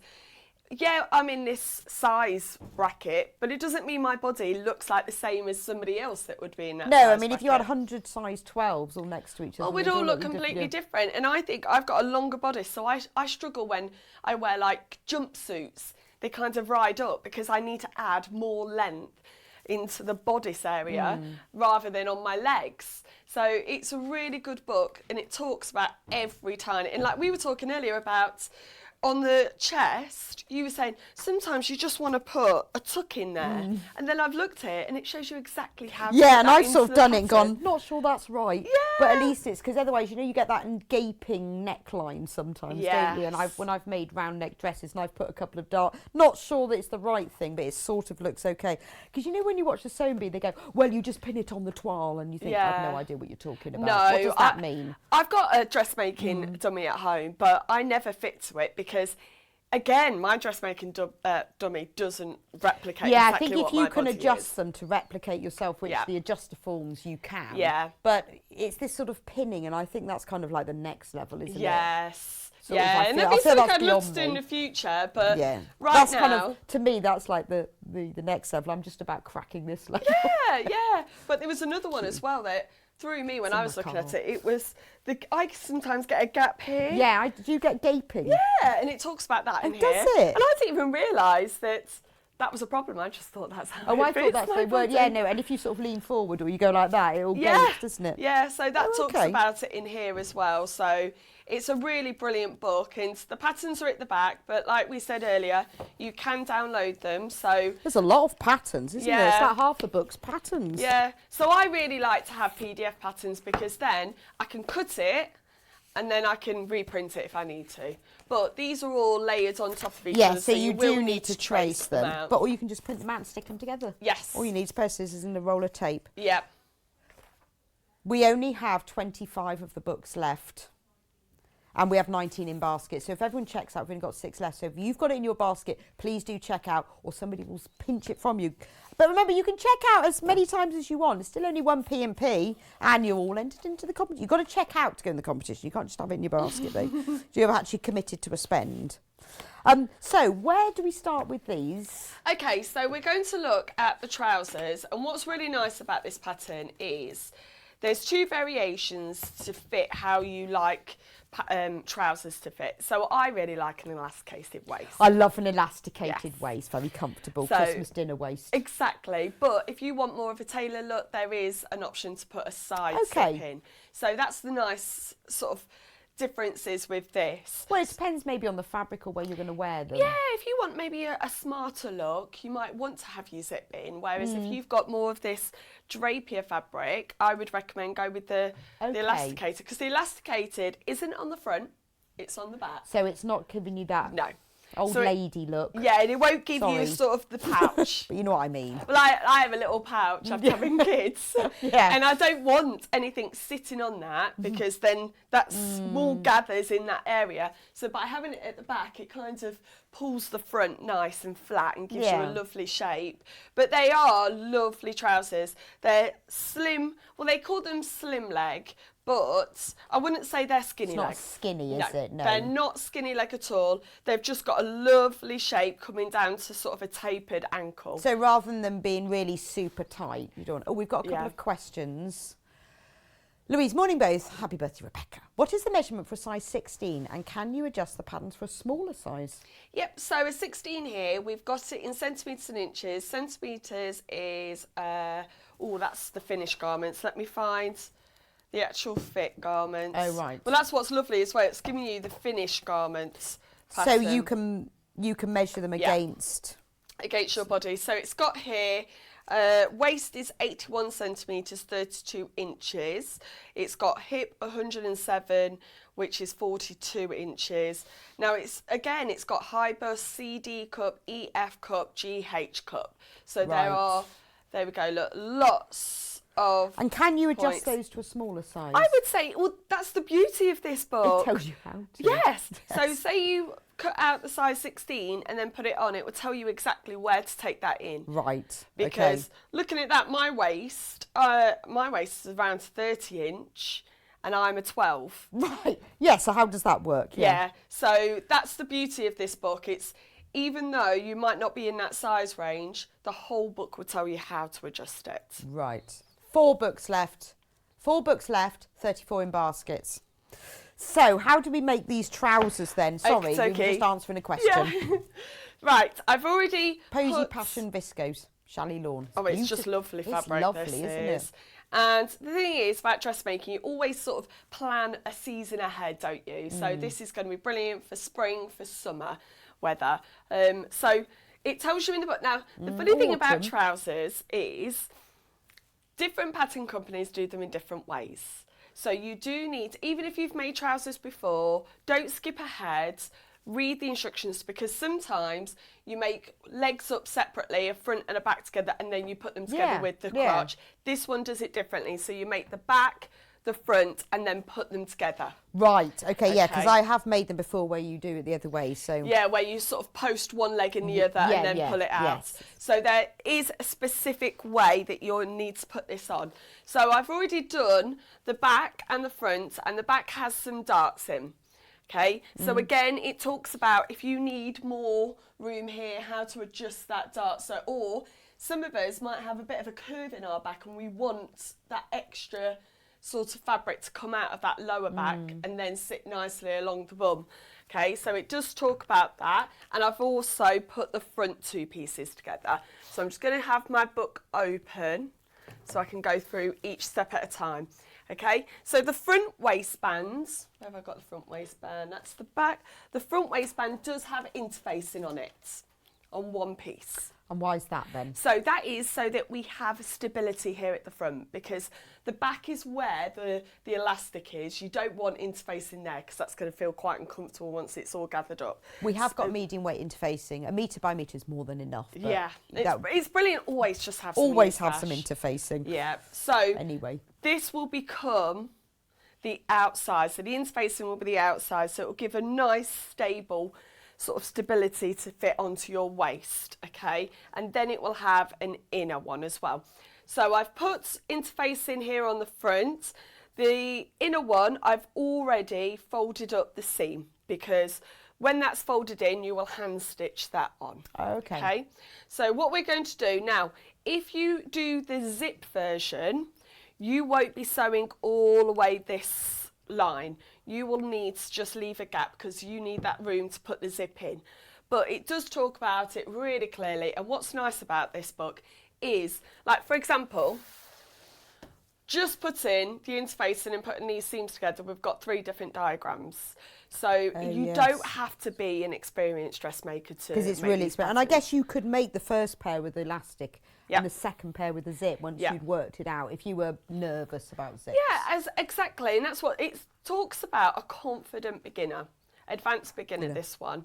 So I've already done step 1 and 2, I'm on step 3, and then it does talk about that if you're not using a zip, you need to move on. Okay, yeah, and there's a lot of Okay. diagrams, aren't there? Oh, absolutely, and I really like diagrams over pictures, because I feel that when I'm doing dressmaking from pictures, I get confused because the fabric will have patterns on it, and I'm like, well, where am I meant to put this stitching line? So we're just going to make this front waistband by putting the inner and the outer together and sewing all the way along. Whoop. And then what we're going to do is attach this to the front. So we're not attaching the front and the back waistbands together to put on all in a circle. We put the front on the back, and then we put the side seams on together. So there's the calico on the right-hand side of the screen if you want to buy it to make up a toile in advance. The good thing about the calico, it's wide. I think it's 150 centimetres. I think it's wider than normal. I was using some yesterday. That's how I know. Unless I was using something else. No, it's definitely wider than normal. Yeah. 137, because I was using some yesterday and I thought it was the same width as the cotton, and I got really confused myself because it wouldn't fit on my cutting mat. So it is wider. So is it £3.99 a metre? So £2.79 metres. So it's a fantastic. It's cheaper than normal cotton fabric. Yeah, and which I never understand because it's so lovely. Oh, and one thing as well is you don't have to make the full outfit out of that. Just the part that that you're doing. Yeah, right. just the part that you know that you need to fit. Okay. So if you're doing, say, for example, this dress and you want to fit the bodice, you're not going to make the whole dress out of calico. You're just going to make the bodice. Just get the fit right, and then the rest of it can be made out. Oh, another quick question. Hi, please could you tell me what's the largest sizes it goes to, as I'm a size 26-ish. Great show, thank you, from Helen. Well, it goes to size 36. Yeah, I think that's going to more than cover it. Oh, huge the book waist. has now sold out, but we will carry on with the demo anyway. It is. Because there is another book, not this one, that we have brought back especially for today, which we'll do at the end of the show, which is the Dressmaking Technique Bible. Oh, so it's always good. I know the that one. internet's brilliant, but it's lovely. Especially, I really enjoy sitting in bed reading these books.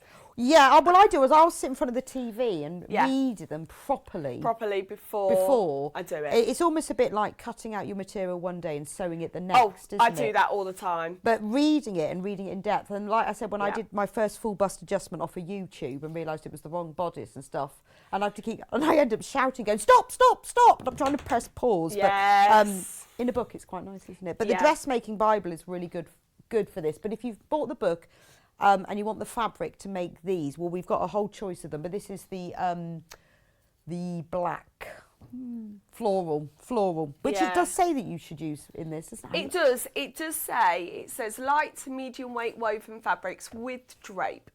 Such So as- you can really use a wide range of different Yeah, fabrics. so these aren't designed for denim, are they? No, because you really want them to flow and move. Okay. So the model on the front, she's got a more structured, that's almost like a, what would you call that?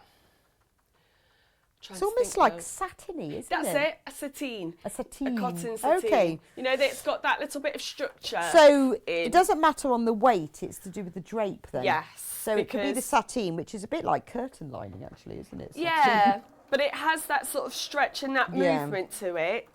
That would be really nice for, say, a pair for work, or for if you're going to a formal event. That would be really nice. So what I'm just doing now is I'm attaching in the front waistband to the front of the trousers. So I'm not attaching the two waistbands together first. It's slightly different. And then we're going to get onto the back, because then we need to put the elastic in, which is slightly different, which I was actually really impressed with. Okay. I thought originally you'd have to just post it through, but you don't. But I won't spoil it just yet. We'll come to that as we get to it. Okay. So And I think I think I'd start off. I'd do the full elastic, and then I'd have a little go at the zip just to be sure. Yes, With another pair. Yeah. So what I've got now is my trousers. This is my front waistband that I will see that's got the interfacing on. That one will be folded over later and will become, that will hide that seam in to close that seam. Okay. So that's the front. Now we're going to get onto the back. So the back doesn't require any interfacing on these pieces. Because of the elastic. Yes. If you did Got put interfacing on it, if you say you've got quite a floaty fabric and you did want to, I would say go for the lightest interfacing. Right, okay. But it doesn't recommend it because you want that gather. Yeah, no, to come up. that's fair enough, isn't it? So what I'm going to do Yeah, now. but these tips are great, aren't they? I love these tips, you know. It makes a big difference. Well, it's just, I've learned most of them from trial and error. When things have gone wrong and I'm like, oh, Why has I that shouldn't have not done worked? that. Why did I do it that way? But don't let that put you off. If you ever get to a project and it's going wrong, just step away from it. Don't try and continue. Yeah, Really. well, I know. I mean, I made about 8 birds until I made the right bird. Yeah. But yeah, and then I think I'll just take the dog for a walk. And then usually it comes to you, doesn't it? Yes. But, you know, as I have to sort of give up for the day. When just things start going wrong, think, no, just walk away. Yeah. Walk away and come back to it another day. Don't keep trying.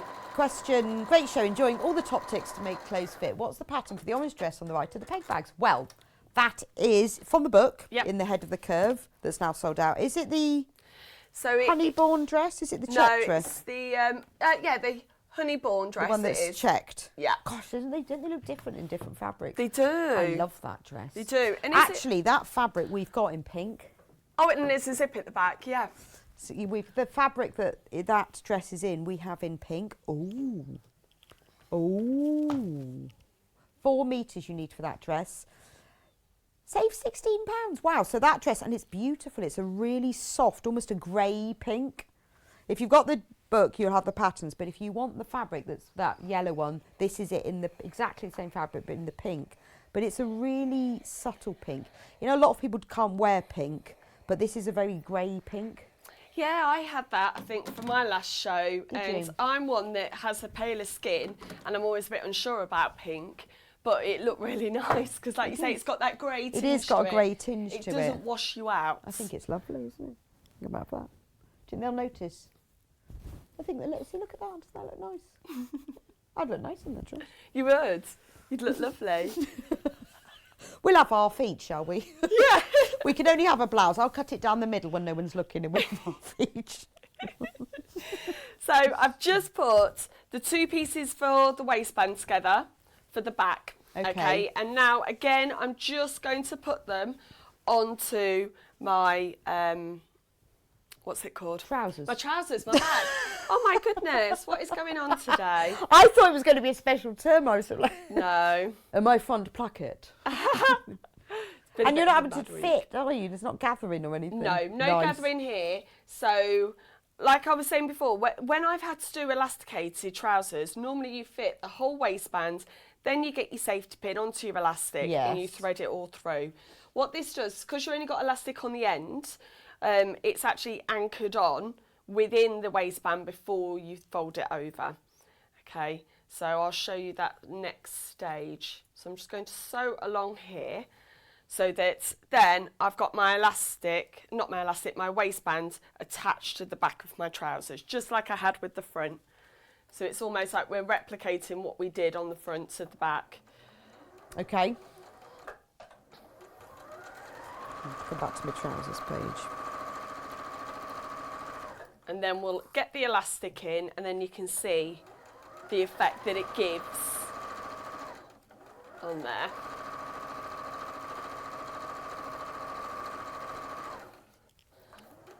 There we go. Yes, I guess if you are an experienced dressmaker, you can whip these up. I mean, how long do you think they take you to make? Sorry, these trousers, I would say an afternoon. An afternoon, go out in them in the evening. Yeah. It's really important that you put time into your dressmaking. Don't rush it. If you don't have that amount of time, like a whole afternoon, spend one day cutting it out, one day doing the waistbands, put it away. Next day, come back, put the elastic in, do the other seams, and then break it down. Break it down, but you know, if you've made them before, you want to quickly whip up another pair, then it's quite a quick make, isn't it? Absolutely. Take time with the first pair. Absolutely. Use your old curtains to test. Yeah. So the elastic, now it gives you, let me see if I bought that pattern piece. Yeah. It gives you an exact measurement of how long your elastic's going to be. Gosh, not very long. No, so it isn't a case of tying it round and then seeing what it is, because once we've got our elastic, we put a little bit.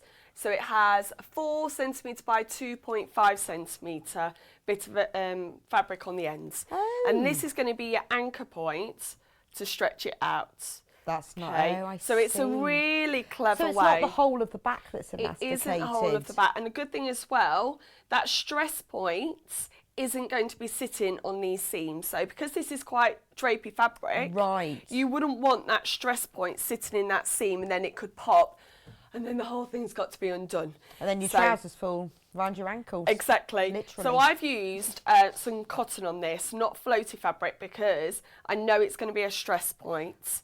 So as it pulls... That's a really clever technique, isn't it? It is. So if I show you what And sewing elastic is not the easiest thing. It isn't. So at least now that... What I'm going to do here is I'm going to sew that one on there, and then I won't stretch it as I sew it, but that's the effect that it will give. Oh, because you don't need to, because you can hold the other piece flat. Yes. So it's a really nice technique to have. I've never seen that before. No. And when I first looked, I was like, why am I putting this bit on here? Bits of fabric. But it just allows it to have that anchor point, because I bet we've all had it where the elastic's gone in some trousers and you're like, oh, I've got to undo the whole seam, find the end, thread it all back through.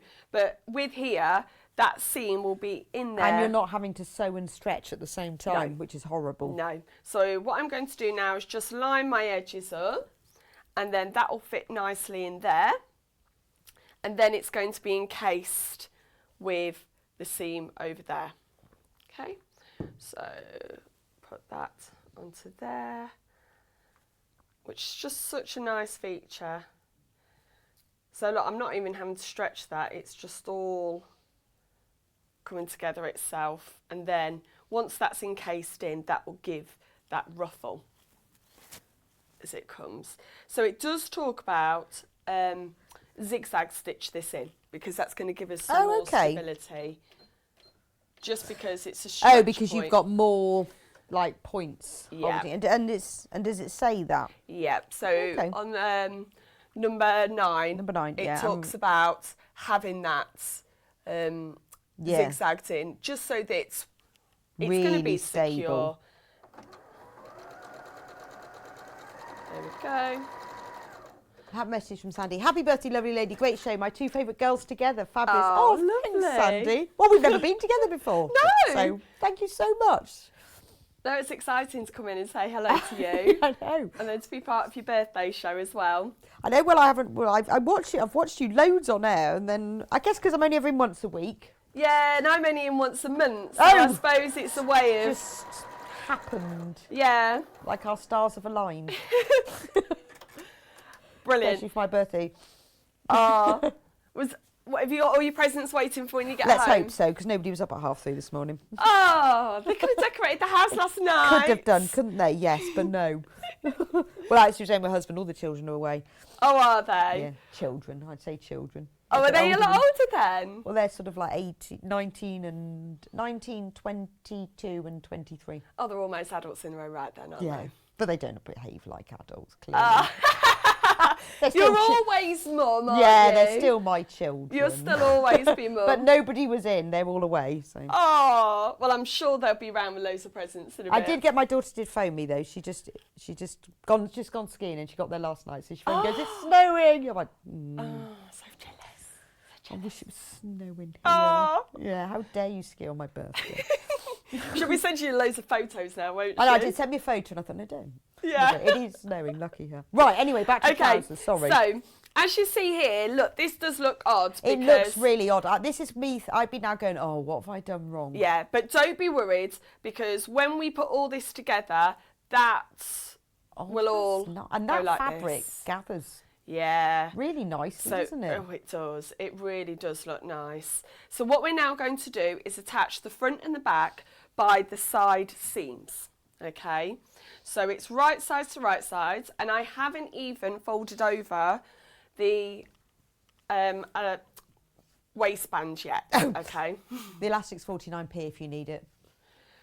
But more than you need, 1 metre pre-cut, but it's the right width. It's important to get the right width, isn't it, for this? Absolutely, because you don't want really thin elastic, otherwise the elastic will just feel uncomfortable. You want wide enough elastic. Cut in. Oh yeah, no one wants that, do Nobody they? knew. Not at all. So what I'm doing now is I'm doing the whole of the side seam, okay? So I'm making sure that my waistband lines up perfectly. So when we come to the top waistband, that waistband's going to be on the inside. These are the waistbands that are on the outside. So we've got our interfaced one and our one with the elastic in. And then we've got the side seam of the trousers. So I'm just making sure it's a half an inch? Yeah, half an inch seam allowance, which is 1.2 centimetres. Okay. So just make sure you follow that. And that's another thing as well when you're dressmaking. That's unusual, isn't it? Because normally it's 5/8. Well, I'm a metric girl, so I always go with a centimetre and a Oh, half. do you know, I'm half and half. I just can't make my mind up. Really? I think more in centimetres now, but then I go back to inches. It depends what I'm doing. Like patchwork is always in inches. Yes, yeah. You see, I'm all dressmaking, so I always have done centimetres. No, I haven't, because when I learnt to dressmake, when my mum were you taught me, inches? it was always 5/8 of an inch. Oh. But my sewing machine has a metric plate. I have no idea why. So when I sew, if I sew in Imperial, I have to mark my plate. Oh, yeah. Well, Kind of that's annoying. another thing as well. You can use washi tape or Yes. some masking tape and put it on to remind you, because you don't want to go away, come back another day and think, oh, it was a 1.5 centimetre, and then all your seams are completely out. That would be a disaster, wouldn't it? So I'm just doing the side seam. And they still use the wooden meter stick in your school, don't they? We do. Because Adelle is a teacher. Yeah, I had But it not just a the other textiles day. teacher, which I think is a tragedy. She teaches science. Yeah. Oh, it's not. I love Well, it's not a science. tragedy that you teach science, Yeah. but I think you'd make a brilliant textiles teacher. Oh, well, and I she do. still has a wooden meter stick. It's $4.99 if you want one. I had one just the other day. We were doing rates of reaction from graphs. And so we have to use our graphs and our rulers. And I was like, has everyone got their ruler? And then there's me with my big meter ruler. Ruler. And then you end up just holding it when you're talking and just walking around like that with it. I remember my teacher hitting it on the desk, but we won't ever do that now. But That'd make the class stand up and Oh. sit up and listen, wouldn't it? Smack that on the desk. Oh, but yeah, we you had might it break just it. the other day. Oh, let me put it onto a straight stitch. A question from Nikki. Happy birthday. I know I missed the book, but what was it called? And thank you for a wonderful demo. I know it's great, isn't it? It's called Ahead of the Curve by Jenny Rushmore of Cashmerette. And it's got the pattern for these trousers and another 4. There were 5 patterns in total. And it's a lovely array of different patterns, because you've got a top, trousers, dresses, and jersey tops as well. So you can almost have your whole wardrobe. Well, I like the way it's got that T-shirt, just a simple jersey T-shirt. Yep. But you imagine making a T-shirt that actually fits you. Wouldn't that be nice? Exactly. And fitting at every part of the body, the shoulders, the neckline, the bust, around your waist as well. So it's good. A few people asked if I made my dress. No, I haven't. I bought it. But if I had made it, it'd fit properly across here, because it could do with a bit of a full bust adjustment. Yeah. Luckily, it's got quite a big placket and buttons, so it doesn't gape. But normally they do. But if the bigger size I tried on was just so big round here, even though so I shall be. I bought a beautiful pair of vintage curtains. I say vintage; they're a bit 1980s, a bit Laura Ashley, to be honest. But they're going to make something lovely. I need this book for it. Penny, happy birthday, great demo. One question, could you add pockets to these trousers? Yes. So I've just done that side seam there. Now, the beauty about pockets is if you've already got a pocket piece from another pattern, all you've got to do is just put that into there. Because there's no other dodgy seams, or no, I don't mean dodgy, complicated seams. Complicated seams. So you would go down, stop where your pocket is, go round the pockets, and then down like that. So you would already attach your pocket to your side. Do they mention pockets in the book? They don't actually, no. Just draw around your hand, sort of vague. Or no, but most patterns. Quite a lot of pocket patterns have got pocket pieces, and they're adaptable. A pocket isn't specifically drafted for an outfit, so you can you can interchange them. Whereas, but because it's a simple seam, because sometimes some garments have really complex. I tried to put one in both sides of something once, and there was a zip on one side, so you only had the one pocket. So if you were putting a zip in this, you wouldn't be able to put pockets in. Only one pocket. Only one pocket. But that's fine. Yeah, but if you were doing this version, which is the elastic, yes, you could go straight ahead and put pockets in. No problem at all. So I'm just sewing the other side seam, that then we can see the effects of this lovely ruching at the back, gathering at the back. But also as well, this fabric is quite drapey, so just take your time and pin, pin, pin. Yeah, so it's not like a lawn that's No. really flexible. It's a challis. I love Yes. a challis. So it means it's viscose, made from plant fibre, isn't it? Yeah. Viscose is, what plant is it? I think it's like wood pulp, isn't it? So it's to use it. But it gives it a lovely drape. Yes. Without a stretch, though. But which is also quite nice. breathable as well. But it is lovely, and also it doesn't crease. Perfect for holidays. Yeah. Because you could have a little pair of trousers like this wrapped up in your handbag, because it just doesn't crease. Yeah. It doesn't crease. I always at wear all. these sort of trousers when I'm on the plane. Yeah. Because you don't want anything, because you get a bit bloated when you're on planes Oh, I as well, know. don't you? And you don't want to feel uncomfortable, but I don't want to wear tracksuit bottoms, because when I get there, I know you want to look nice, cocktails. so you can get on the plane. Yes. in your trainers and get off from the plane in your stiletto. Oh, well, I can't wear heels. No. I'll be in my sandals. You'll be in your beaded, jewelled flip-flops. Yeah. Which would And look then lovely. just feeling fabulous, getting to the pool. But $39.95 for a pair of trousers that actually fit you. that actually fit you, yeah. That's a big difference. And like we said earlier, people dressmake because they want clothes to fit them. Yeah. So they may have started their dressmaking journey and then gone, oh, this really Oh, doesn't I know fit. loads of people who go, well, I bought that, and then they go, and I can't remember, don't know how to thread up my sewing machine, and it didn't fit. And I think, well, Yeah. the first job is simple to sort out. Get your instruction manual out. So is that just a straight line all the way down? Yeah, just the straight line all Okay. the way down. And then all we've got is the inner seam and then it's done. Oh, right. Well, while you're doing that then, I'll try and fill that back up. Let's talk about the Dressmaking Technique Bible. Now, this was another book that I wanted to get back because it's brilliant. It's brilliant because it's it opens out flat because it's for really using while you're stitching because it has got a nice ring binder thing. We don't have as many of these as we had of the Head of the Curve, but this really does include everything. Now, it's got a lot of stuff. It really is. It is a Bible for techniques. We haven't had this in stock since the beginning of September. Now look, it does cover how to adapt patterns, large bust, small bust, back adjustments, waist, large seats, large tummy, small dummy. So it goes through all of that. But it tells you what all these different stitches are. Herringbone stitch, overcasting, what is stay stitching, what is stretch stitching.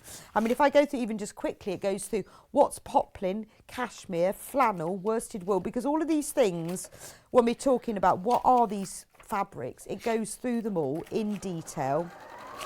How to do different seams, and you know, look, isn't that really simple? So if you want to do a French seam, step by step, really simply, how to do a French seam and why. So that's all the seams, all that it goes through, all the different finishes, hems, tucks. I mean, it sewing in elastic, it's got absolutely everything that you need. So if you've started dressmaking or you'd like to start and you really want a technique book to show you how to walk you through it, this is ideal. If you're more experienced, there's a lot of things in here that you may not have tried before. You think, oh, I'd like to have a go at that. I wonder how that works. Different sorts of waistbands. I love the way it all lies flat, so you can have it on your table. Different sleeves, hems, trouser cuffs, everything, plackets. I mean, absolutely different types of shirts. You know, how to make a halter neck. If I go right to the back, even things like overlocking, felting, smocking, couching, quilting, how to add lace. I mean, applique. It's got everything in here. How to do top stitching. Because you know when you're reading a pattern, it goes, top stitch the edge. You think, if I knew what you meant. But it explains exactly what that does mean. So it's all in there, even lining. So $14.99, I mean, it is a fantastic price. Last time we had it in, it flew out. We've managed to get just a few more back because I did ask, especially could I have it today? Because I knew it would fit really well with this show, because I don't think you can always assume that we're doing a dressmaking show. Everyone who's watching can dressmake. I'm hoping that a lot of you of watching haven't dressmade before and are now inspired to give it a go. But this is a really good little book to have on your shelf to help. And in that time, Adele has made a pair of trousers. Yay! They're done. So the next thing So will now be, you're left with this hanging elastic. so we've got trousers there. Hey! And then the next thing is our finishing off.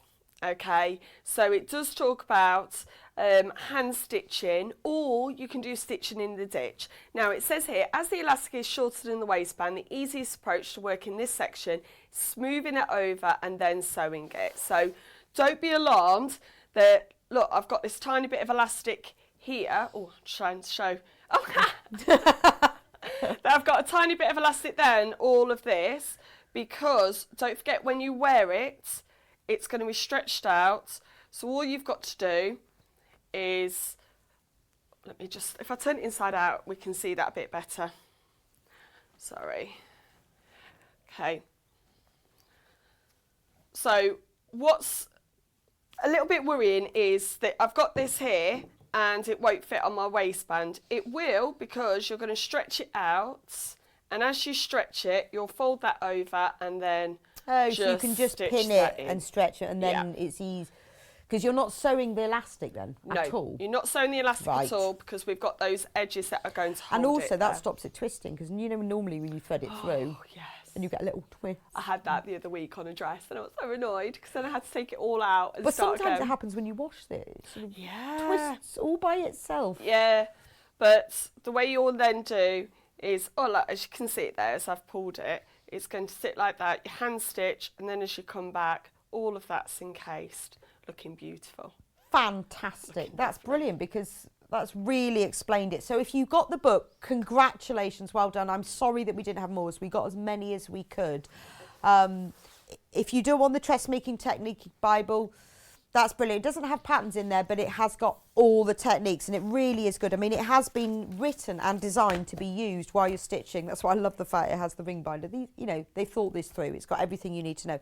Any of the fabrics that I've shown today, just go on to sewingstreet.com and click on Watch Live and scroll down. They're all there. So whether you want the fabric for a plain black pair or you want something a little bit funkier, we have got zips on the website. It's all on there. I will see you back here in a couple of minutes time where I'm going to be showing you, walk you through hold your hand and show you how to make the thread spool block, which I love. It's my favourite block, and then what you can do with it. I will see you back in a couple of minutes, and I will see you back here in an hour. All right, thank you so much. It's a fantastic demo. I'll see you in a little bit.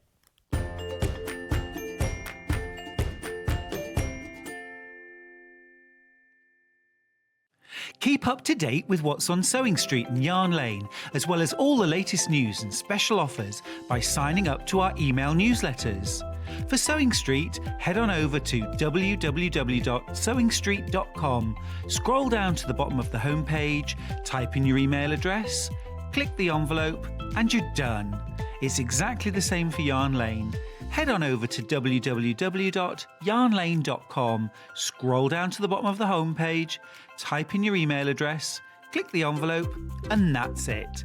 You are now subscribed to both Sewing Street's and Yarn Lane's email newsletters. Never miss out on the latest news and special offers ever again.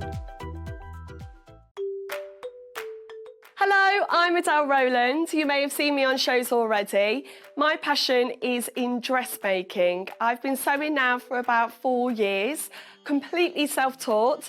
I've actually learnt a lot from the mistakes that I've made. In my normal day job, I'm actually a secondary school science teacher, and one of the things that dressmaking has brought is the conversation starter with my students about the dresses, the tops, everything that I've made. I have 2 young daughters and a wonderful husband as well. One secret or surprising fact about me is that I actually have a silver world medal for Irish dancing. My dressmaking top tip is always remember your notches. Don't skip that part with dressmaking because those notches are very important to line up all of your seams. I can't wait to bring more dressmaking projects to you and get more people sewing. Stuck for ideas for the perfect gift? Why not get them a gift card? You can buy Sewing Street and Yarn Lane gift cards loaded up with anything from £10 to £500. Shop our gift cards online at www.sewingstreet.com or www.yarnlane.com, or purchase them via our UK call centre on 0800 001 44 33. Are you a fan of Sewing Street and Yarn Lane? Why not join our growing Facebook fans pages? Just search Sewing Street Fans and Yarn Lane TV Fans on Facebook and click Join Group. It's that simple. Never miss out on the latest news and updates from our presenters and guest designers, special offers and plenty of chat with your fellow fans. Share photos of your makes, ask for advice, interact with your favourite guests and presenters and be a part of the ever-growing sewing and yarn community. See you there!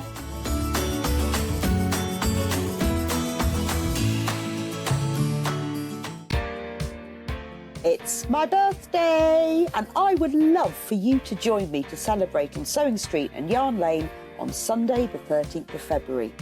We've got lots of new projects, including these cute bird doorstops from Amber Makes, dressmaking with Adelle Rowland, and the wonderful Jane Crowfoot, who will be joining us specially for an hour of Yarn Lane. I'm sure I'll have some special treats for you too. You'll have to tune in on Sunday from 8 a.m. until 1 p.m. to find out.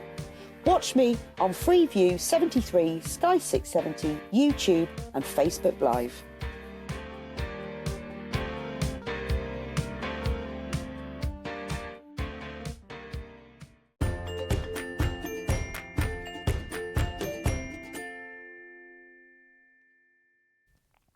Welcome back to Sewing Street. So I just finished the caterpillar's head, so I wasn't worried I had chocolate on my teeth.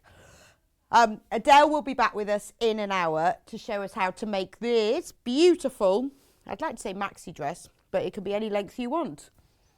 Look at it. There's loads of different versions, isn't it? Beautiful. Oh, I love this fabric. It's really nice as well.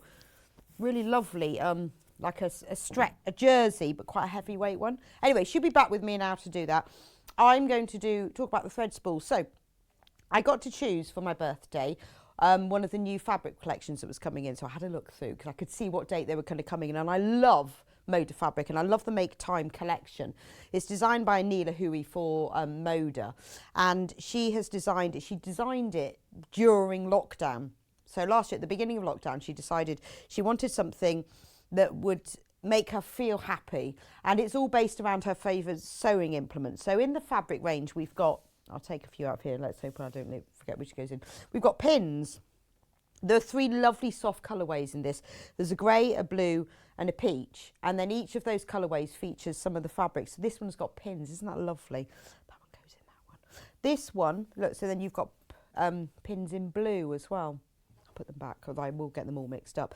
But then you've also got scissors. And they come in the peach and the blue as well. So what I did, I was inspired by that fabric and I thought, well, what would be the nicest thing to make for this fabric? I thought, well, I love the thread spool block, and because all of these fabrics either feature prints, like a diagonal print or a spot print, or haberdashery items, it'd be lovely to do the thread spool block. That makes sense. So I wrote a set of instructions showing you exactly how to make the block in 2 different sizes. And I've done it in such a way so the instructions are exactly the same. It just depends how big you cut the pieces. And then what can you do with them? Because I thought you don't want to learn just how to make a block and then, oh, I'm not sure what to do with this. So I've then put it together in the instructions. You can make either a cushion, that's the one on the chair, with 4 blocks, 4 little blocks. And we've got a kit to make the cushion. Or you can make the wall hanging that's up there on the wall, and that's using the little blocks. But what I've done this time is I've turned them around because quite often the thread spool block is designed as a rectangle, so it doesn't work like that. I've added to it so the block is square so that you can turn it. So on the cushion you can see they're all vertical, but you could turn them and have them vertical and horizontal because it's a square block. So the wall hanging is, oh gosh, I should remember this, shouldn't I, is 40 by 30 inches. However, I thought, actually, wouldn't it be nice to have a quilt? So I've designed the quilt so that, I'll make sure I get the, it's been designed to fit a double bed. Now, the way that I've worked it out is how I would like my quilts to be, is I'd like a drop at the end of the bed and either side, but I don't want it going up and over the pillows because it sometimes looks, it's a bit too much and it's harder to make the bed. I prefer to see a quilt that goes just under the pillows a little bit. So I've measured it so that you get the drop either side and at the bottom, and it will go just underneath the pillows as well, so that you get that really nice clean look. Or you could not have so much drop at the bottom and then it will go over the pillows. So if you have a 12-inch drop either side at the bottom, it will fit a double bed, but with a 9-inch drop it will fit a king size bed. So at least you know if you make the full bed size quilt, you could cut out, not use all of the blocks and it will fit a single, but it will fit your king size bed. But £70 because because I had 15 fabrics in the collection. I had so much fabric, so I've worked it all out. So all of the kits are using the fat quarters. Then you get more colour choices because the problem is if you use half meters, you get less colours. So with the bed quilt, you get 10 different fat quarters from the Moda Make Time range. You also get all the fabric to do the spool ends, which is grey, and you get all the background fabric, which is a lovely ivory. And if you have a look, you've got a little square border that goes all the way around, which is using all of the fabrics. And there's enough fabric to do all of that. All you will need is the backing fabric and the wadding, which is all in the instructions. So if you want to make the cushion, shall I show you the instructions? So every kit comes with the instructions. So it's called the Quilt Block Collection because I'm going to do the same thing. When I get a new fabric range, I'm going to do another collection which features a block and what you can do with it. So it's kind of a skill builder. Then you could take these blocks and you can use them to make in other things. But if you collect the instructions, it will teach you lots of different blocks and what you can actually do with them rather than just a block. So at the beginning, and I'm going to show you as well how to do it. I've got my pieces cut out. It shows you how to make the thread spool block, and I've explained that the finished block is either 6 inches or 12 inches, made in exactly the same way, just depends on the size of the fabrics. Well, explains the complete how to make the block and then what you can do with it. So we start off with making a cushion. Then, and this is all in one set of instructions. Whichever kit you get, you will get these instructions. So if you buy the cushion kit, you will get the instructions for the wall hanging and the quilt because it's all in one, but you just won't get the fabric. Then you've got the wall hanging, how to make that, and then you've got the full quilt, and there's a picture of the full quilt you can see. So this uses the large blocks, which means, to be honest, it's almost the same. There's 20 blocks in the wall hanging, 30 in the quilt. Because they're bigger blocks, it's actually quite a quick quilt to make. Now we have less than 20 of the quilt kit. So let me show you what you get in the quilt kit. So you obviously get your instructions, explains everything, and there's pictures, and I've put in walkthrough pictures of exactly how to do it, and I'm going to show you how to make the thread spool, which is the most important thing. So in the quilt kit, you get 15 of the Moda Make Time Fat Quarters, and I've chosen them, sorry, 10, there's 15, you get 10. I've chosen them so you've got a pretty even mix of the grey, the blues and the peaches, and also an even mix of the prints. So you've got like scissors in grey, pins in blue. You've got this lovely cross-stitch motif fabric, diagonal stripe. I love that. It works really well in the thread spool in the 3 colours. And then a spot, but it's not a spot, it's little squares. Quite like that one. So you've got those 10 fat quarters. You get 1.5 metre of the grey fabric, and that is used for the ends of the thread spools. It's a silver. And then you get 2.5 metres of the ivory background fabric. And that is enough fabric to do all the thread spools, but also, if I show you the picture, you see all the little squares all the way around the edge. I decided that was a really nice border to finish it off. Sometimes, I mean, the quilt is bound as well, but I think to put a little square border around the edge just frames it nicely, and there's enough fabric to do all of that. So for $6.99.99, that is the quilt kit. You will also need backing and wadding, and but all the details for that are in the instructions. That's the quilt. Then we have the wall hanging. So the wall hanging is 30 by 40 inches. Yes, 40 inches high, 30 inches across. In that kit, you get 3 fat quarters. So you get grey pins, blue spots and pink scissors, because I wanted to give you a variety of the colours. You get a fat quarter of the silver, which is for the spool ends, and 1 metre of ivory. And again with this wall hanging, if I show you the photo, it's on the back there. There's enough fabric to do the square border around the edge as well as all of the spools. $29.99. And obviously, you know, it doesn't have to be a wall hanging. It'd be really nice as a little cot quilt, or just something to just cover your knees. This is the one that's hanging behind me here. This is the, I'll just look at that. I could even pull it along. That's the finished one there. So you could use it, make a lovely changing mat for a baby, wouldn't it? Or to put on a cot. To encourage your future daughter, granddaughter, grandson, nephew to be a sewer. I think it's just so pretty anyway, isn't it? Anyway, that's $29.99. If you want to make the cushion, so we've got, again, same set of instructions. So with the cushion, obviously, once you've got the kit, you've then got all the instructions, $19.99. You can then make the quilt as well. Once you've learnt the technique, it's all about learning the technique and then using it for other things. With the cushion, you get 2 fat quarters. So you get blue scissors and pink pins because I like those two together. You get a fat quarter of the silver, which is used for the spool ends, and 1/2 metre of the ivory. And then the cushion, well, I've got it on the shelf, so I can show you. With the cushion as well, you've got in the centre, well, should I do it as a flat? There's a little square. You've got all the borders. Round the edge, you've got these border pieces. So there's enough for that, but there's also enough fabric for the back. And what I did with my back is, so there's enough to cut the 2 into squares, so I just alternated them and then put a zip down the middle, purely because I think I was trying to encourage people who maybe hadn't done cushion making before, and you could put the zip in the seam if you want, but it's simpler to put the zip down the centre. If you don't want to do that, you could just slip stitch it closed.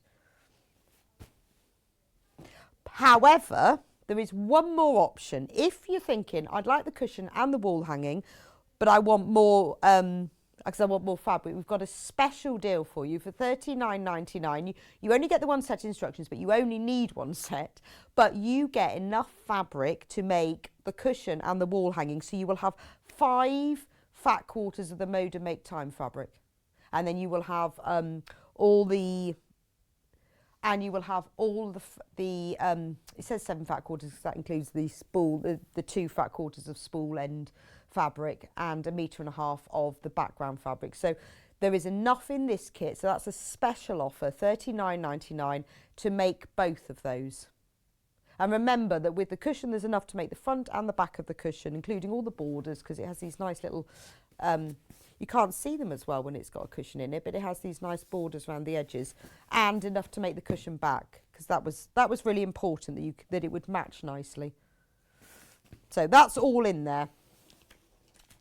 If you want the instructions on your own, if you think, because it's actually a really good scrap buster, you know, with the early bird, with all your Moda scraps, because, well, I'll show you in a minute, you don't need very big pieces of the print fabric. So if you want just the instructions on your own, then $9.99. Because, and I've given you details, so although it's got the cushion and the wall hanging, it does actually tell you how much fabric you need just to make a block. So if you decide you've got your own fabric and you want to make it, these are the instructions on their own, because you only need, you know, for the grey, I've seen these made with brown ends, and you could use white, you can use any colour you want, sort of browns or greys for your thread spool, or you can make them super bright and make it really rainbow. But for the actual thread, which is, I've done it as 4 strips, you don't need that much fabric at all. And it's quite nice, isn't it? I mean, that's why I think the reason I'm always drawn to the thread spool block is a bit of a nod to our passion, isn't it? There are different thread spool blocks. There are ones that just have more triangular, angular shapes to the thread spools, and I don't like those as much because I think they just look a bit more basic. This one has sort of a slightly more angle and a straight side, so that's why I've chosen this block. And you see a lot of thread spools that have maybe just 3 strips. I wanted 4 in mine, so it's nice to make a quilt that shows, you know, what a lovely thing to hang in your sewing room, or to lie under while you're sewing on the sofa. Anyway, shall I show you how to make it? So I have pre-made for you the 2 blocks. So if you're making the cushion or the wall hanging, you will make a 6-inch block. This is 6.5, because obviously when you talk about a block, when I say a 6-inch block, that means finished. That means when it's all sewn into something else, because obviously finished size, it's 6.5 because it's got its 1/4-inch seam allowances. So the side, when somebody says like a 10-inch block or 12-inch block, they mean when it is attached to something else, so the finished size. So if you want, that's what the 6-inch one looks like. And I've just alternated the fabrics. Now you could use 4 different fabrics. You could use 2 different, in the cushion there are 2 different ones, like you can see here. And so I've just alternated them.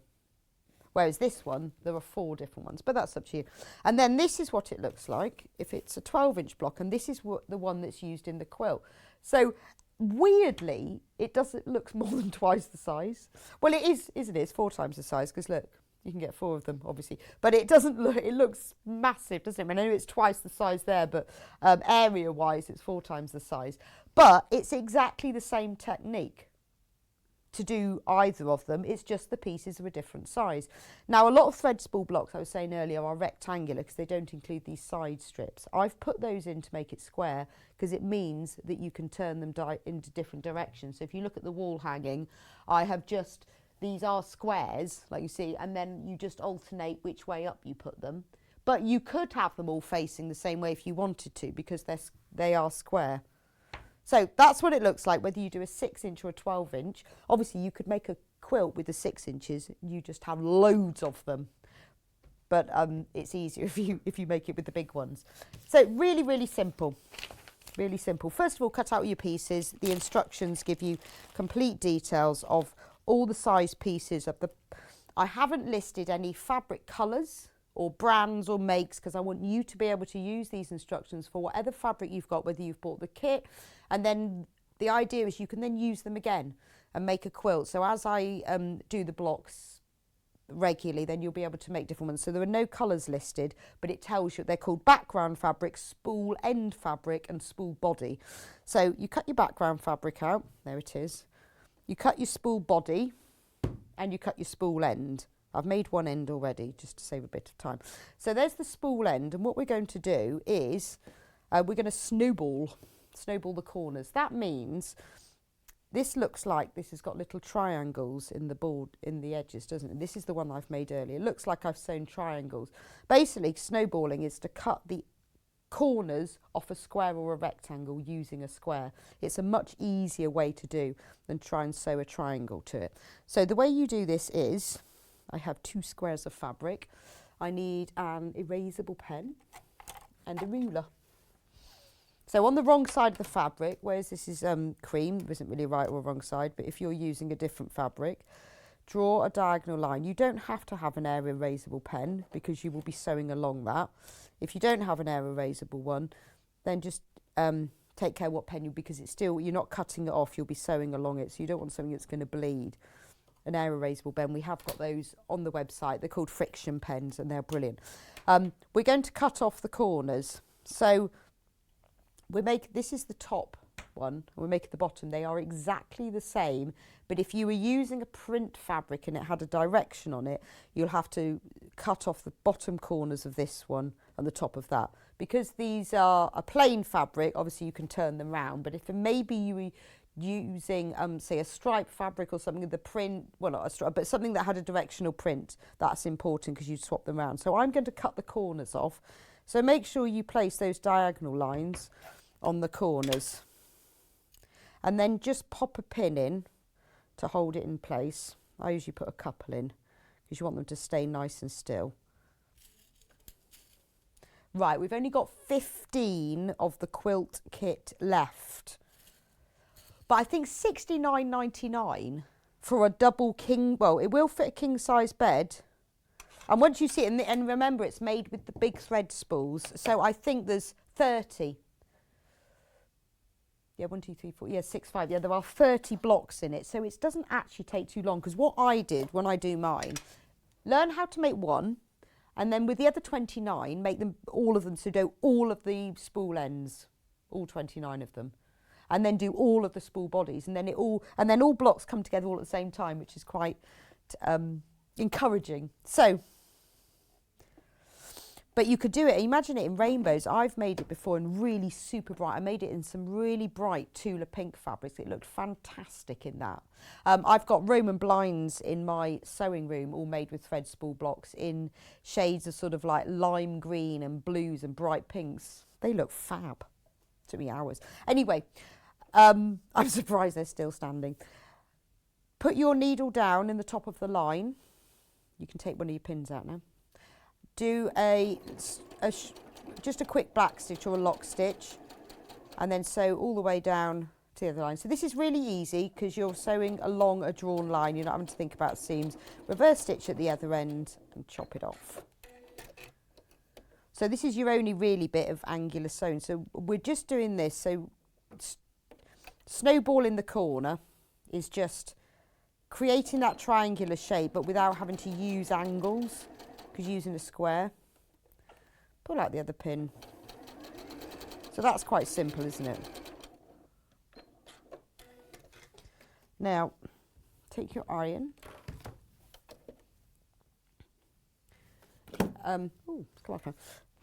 Press the seams flat. Doesn't matter about the line because you don't need it anymore because you've sewn them. Now, before we're going to cut it off, but before you cut it, I used to do this, and Sally Ann Harrison taught me this. I used to cut it off and then open it out. But if you want to get it really square, it's best to press it open first. So pull the point of there so it touches the point of that one. That keeps those lines really straight. If you cut it off and then try and do that, it sort of distorts a bit. So this is one of my favourite ever tips I learned. And that holds it that way. And then do the other one. Again, pull the points so they match up. And press it. Right, now, take a pair of scissors. From the scissor drawer. Make sure you only want to be cutting off the seam allowances. So just fold back that bit, because you want to keep that bit. And then just trim them to about 1/8 of an inch, just little like that. And then press it back over again because you folded it back. And just do the other one. Always make sure you fold that one, top one out of the way. Don't cut through that. Cut through those. Just trim off the seam. And then, there we go. And then you get a really nice, neat corners. So that's, I've made the other one in advance. Like I said, they look the same, don't they? And in the instructions, I have told you how to make them separately. Put them in the top corners and the bottom corners, just in case you use a directional fabric, because they need to be looking like that. Right, the next thing we're going to do is make the spool body. So I've cut those out in advance, and I've got 4 fabrics.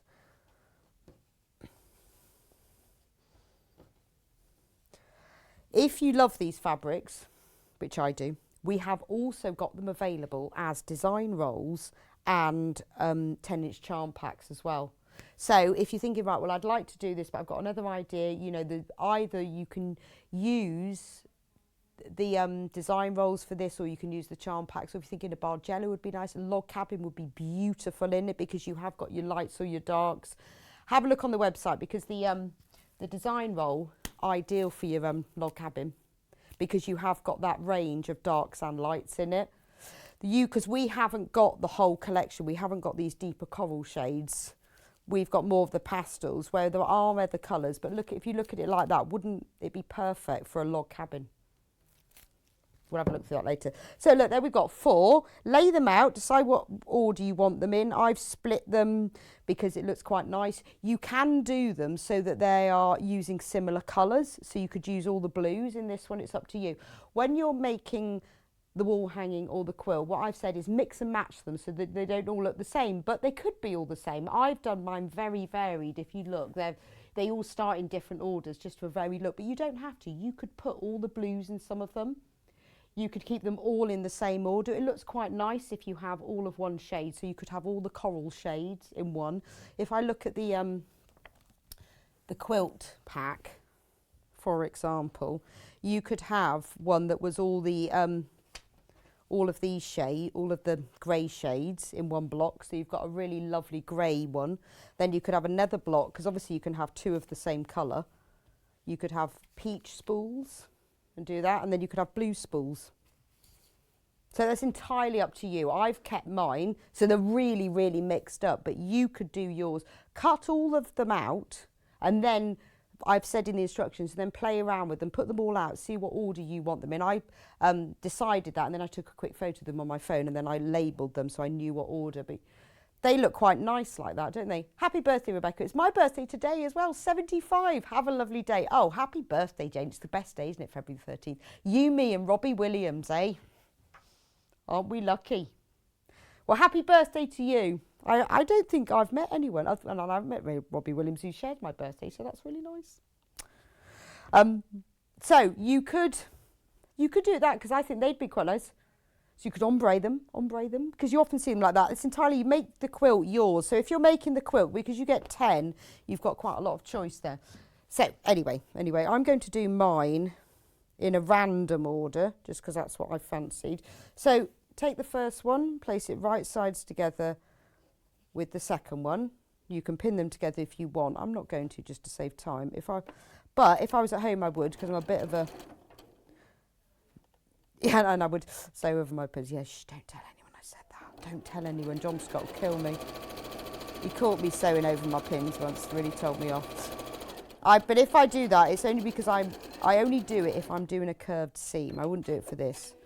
And because it helps. The only reason I do it is it really does help to keep things in place. And I pin it. But with these, I'd have horizontal pins.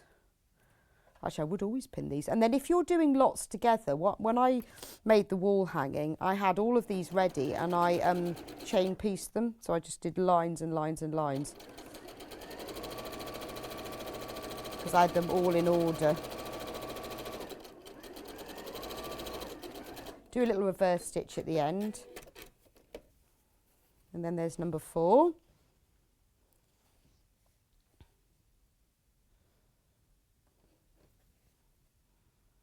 Okay.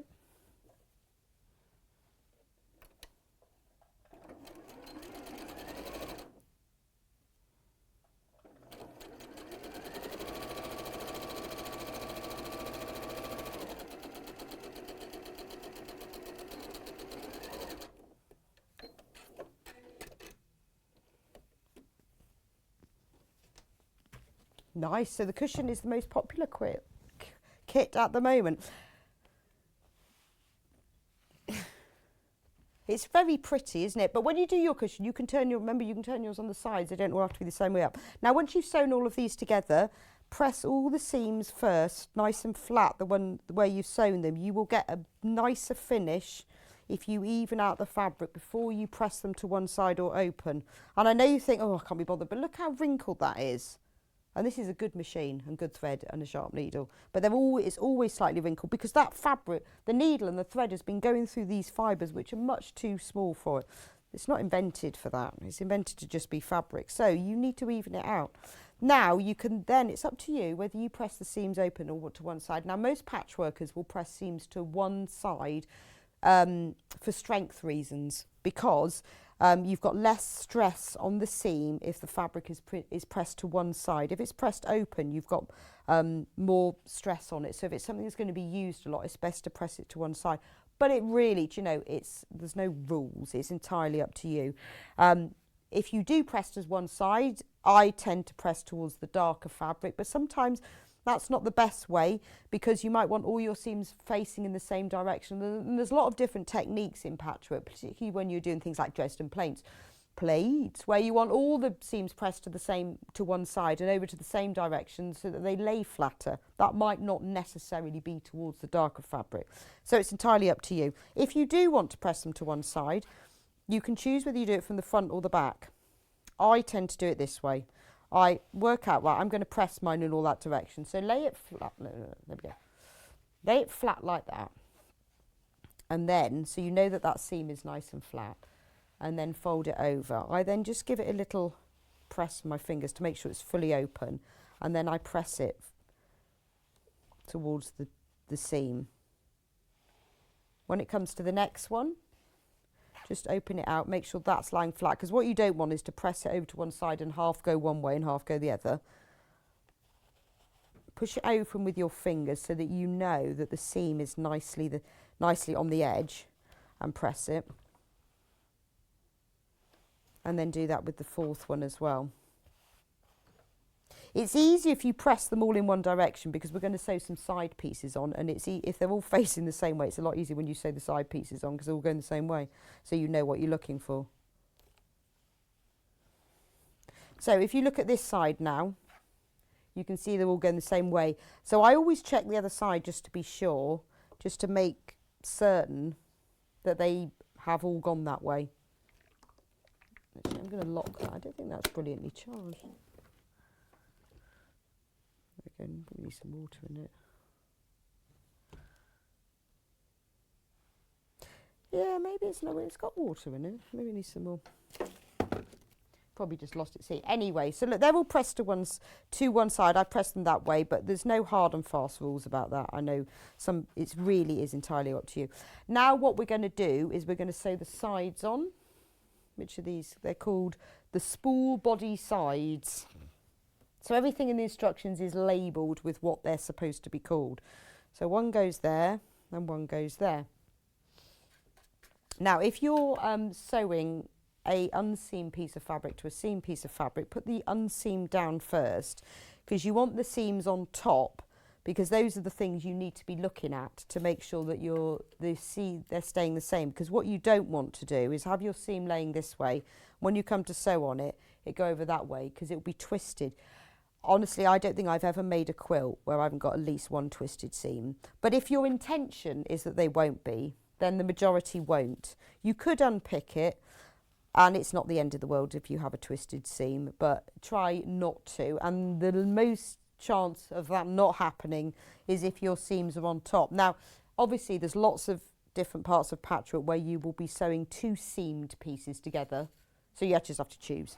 But if you're lucky enough to be sewing a non-seamed, now sometimes what I do is I know that I'm going to be sewing from this end all the way down there, and so therefore it's fine because I'm sewing in the direction of which the way that the seams are going, so I'll be okay. I'll show you in a minute when I go back the other way that you can pin the, because I'll be going in the opposite direction. So sew this one again with your 1/4 inch seam, remembering to do a little reverse stitch at the beginning and end. You don't need to do a reverse stitch at the beginning and the end because you're pressing to one side, and obviously if you're chain piecing you wouldn't do that, but I tend to. It's just a bit more stable.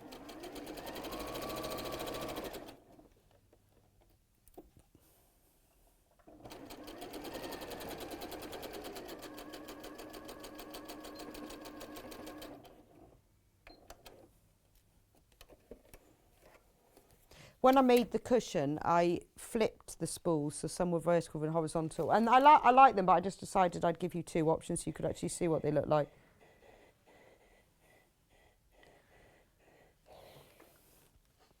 But you see what I mean about it being a really good scrap buster, because you're using up so many little bits of fabric. So again, press that down. I'm going to press it. Now sometimes as well, if you don't know which side to go, sometimes the fabric just goes, because this is less weight than all of these, it folds over better to that side. And it doesn't matter that that's the darker side, because you will be, whatever kit you buy, you will be quilting this. So if you see the darker fabric through, it will get lost in the quilting, and these are quite pastel-y anyway. So push it open like that. Oh, I think I've got the steam back in my iron. There we go. That'll get a nicer flat finish now. I think it had got itself. God, this smells lovely, this iron. Somebody must have had some best press on it. It smells like sort of summer laundry. You know, like the washing on the line, that's what it smells like. Yeah, it's gorgeous. I'll have to ask her.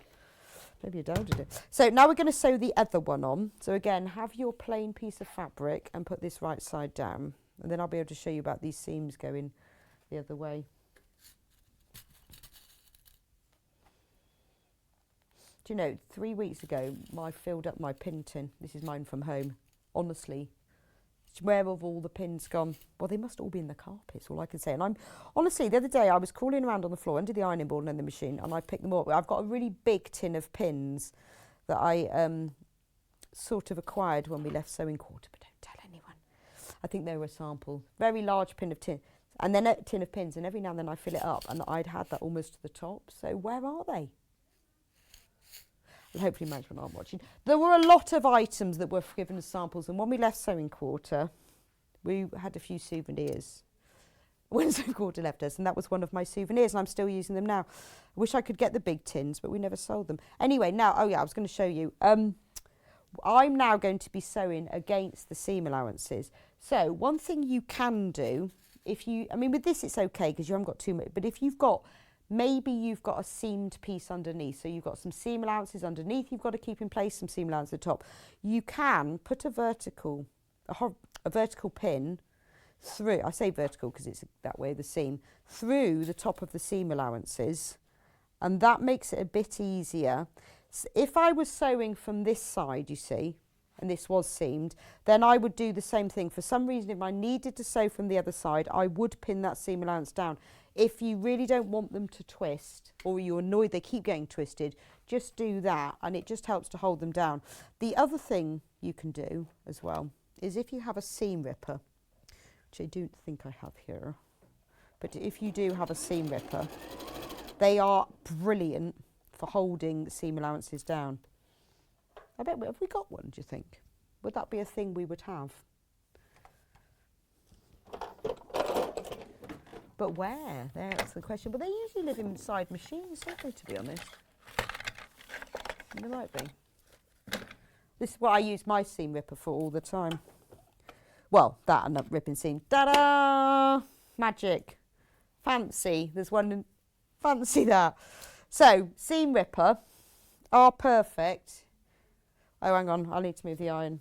It's in the way of my vision. Right.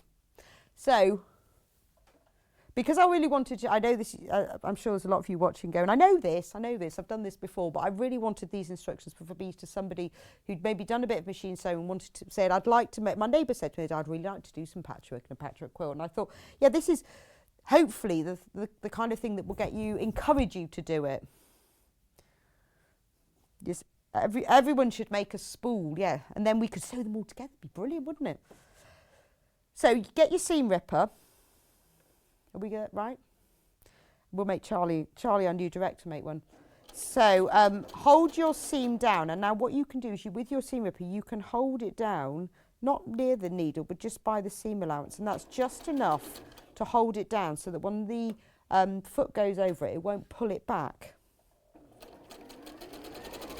You can hold them down with your fingers, but particularly if you're dealing with little seams like this one is, and I mean this is quite a simple one, but when you've got things that are a bit more fiddly, if you just hold the tip of it with your seam ripper, and then as your needle goes over that, that will hold it flat.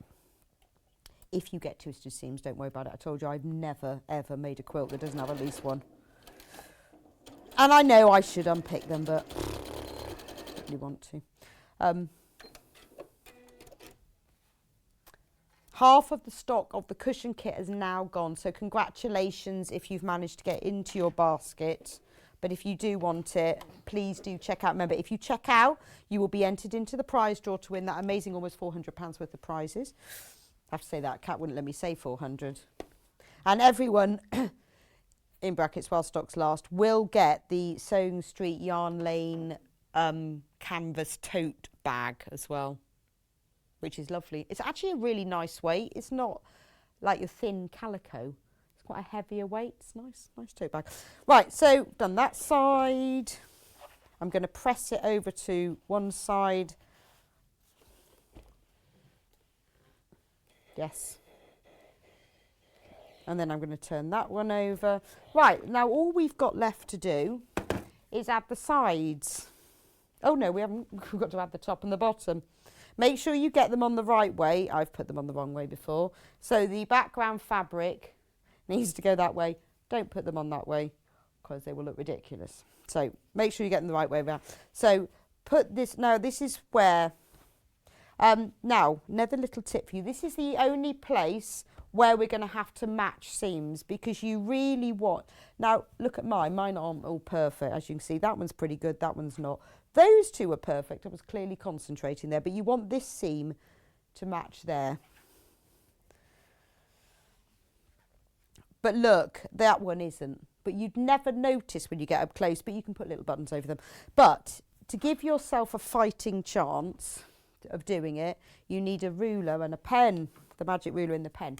So what you do is, you see on this side, I'm going to mark where the 1/4 inch from the edge hits this seam. So all you do is line up the 1/4 inch on the edge and see where it hits that seam and mark it like that.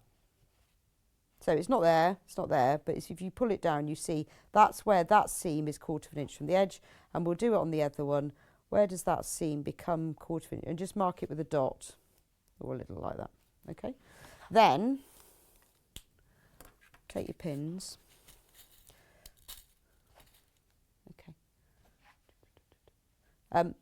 Put your pin through that mark, pop it over and make sure it's actually coming through the seam. Just adjust it slightly if it's not. So now you can see it's, the pin is coming through this, through the middle of the seam where the dot is. Pop that through the seam, 1/4 inch from the top. You can measure it if you like, but actually that's worked out. You can measure it. So now if you look, you can now see that that pin, that mark, hits that. Push it all the way through, pull it, so now you know that those two seams are exactly together. Pop one pin at the top and one pin below it. See, like that. Then pin this end. We'll do the same with that one. I'll do that one a bit quicker because, so push it through where the dot is. Make sure it's come through the seam. Sometimes it doesn't come exactly, comes just off. Pop it through there, a 1/4 inch to the top. You can measure it if you want, but you can see whether it matches or not. And then exactly the same pin above. The reason I do 2 pins is because it holds it more solidly. 1 pin means that you're not certain, but if you've done a pin either side, you know that the above it and below it is stable. And then pin it at this end, and then all you need to do is give it a little stretch, because, oh, take that one out, because obviously this is a flat piece, these are both pieced. To make sure they fit, just give it a little pull to make sure it all fits in the middle, and pop a pin in the middle. Now, 1/4 inch. No, it's not. Sew it in place. Now, when you see that mark, when we just about hit that mark, make sure you throw through the mark. And you don't need to take the pins out while this happens, which is brilliant because it means that that mark is not moving anywhere. The positioning is not moving because the pins either side are not on the seam, they're either side of it. Make sure you sew through the centre of that mark. Once you've gone through it, you can then remove the pins. You can lift the foot and take the pins out. You might have to move, make sure the needle's down before you do that. You might have to remove the top pin before you go through, but you won't have to move the bottom one. But there's no rush to this. Just take your time. Once you've learned how to do this block, the next ones will be really speedy. So go all the way through. Make sure you once your needle hits that mark, you can then remove the pins. Keep the needle down before you do that though, otherwise you'll ruined it.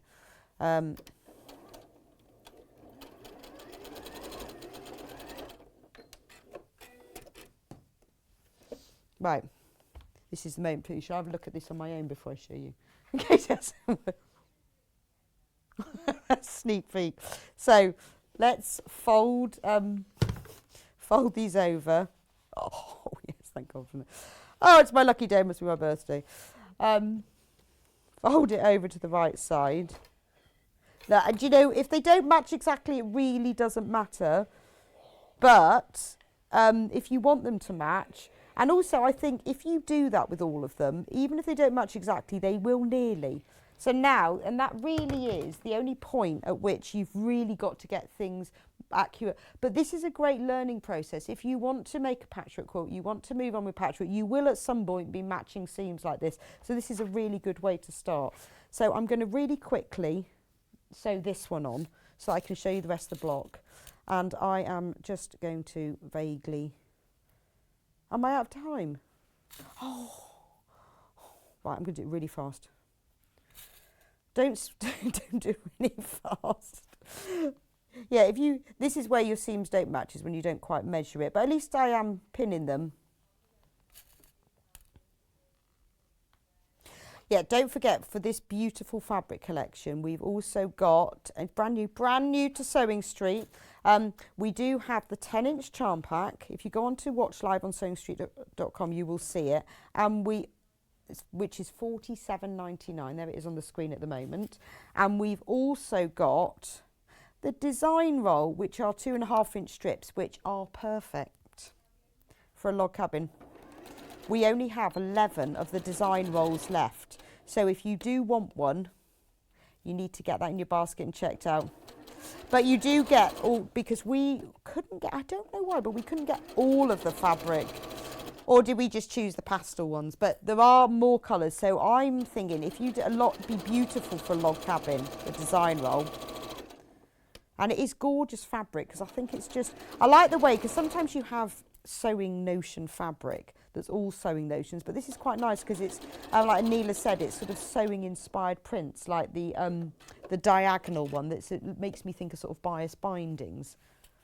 Right, I've done the other one very quickly. Let's see how well that matches for not. Well, it's not bad. Not bad. Doesn't match as well because I did put them together, but I didn't mark it with my pen. Right, finally, now that is what often you will see a thread spool block look like. It's a rectangle, but I think it's more usable in a square because you can turn it.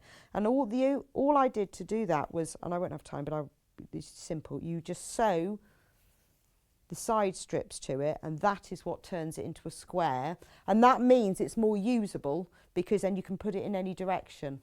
And also, can you see it takes the corners? I'll put them on top. It takes those corners off and gives you, so some thread spool blocks you'll see are just one line, but I quite like that. I think it's a bit more realistic. So, and the 6-inch one is made in exactly the same way, just using smaller pieces of fabric. But in the instruction booklet, you get everything you need to make the 6-inch thread spool block, the 12-inch thread spool block, the cushion instructions, because look, there's little pictures there. Shows you the back. It shows you how to join the block together with all the sashing. There's the cushion. Shows you how to put the zip in the cushion, and also if you want to quilt it, you don't have to, but if you want to. Then we go through the wall hanging with a picture of the wall hangings at the back, and then we go on to the quilt, and there's the finished picture of the quilt with all the little squares, and it's all on there. If you want just the instructions, because you want to use your own fabric for a bit of scrap busting, then there they are, £9.99. And remember, it's got the block and all of the instructions for all the 3 projects. If you want just the cushion kit, which is this here, £19.99, the most popular kit of the day, includes 2 of the Moda fat quarters, enough fabric for the grey and the background fabric. And remember, there's enough fabric for the back of the cushion as well. If you want the wall hanging instructions, there's the wall hanging behind me. 20 spools, and it's got all these little squares. I think the squares look really sweet all the way around. So in that one, you get 3 of the Moda Make Time fat quarters. One has gone, oh no, that was 2 there. So one's gone, that was a bit worry. I thought I'd lost one, but I haven't, it's okay. You get 1 grey fat quarter for the spool ends, and you get 1 metre of the ivory, which is used for the background.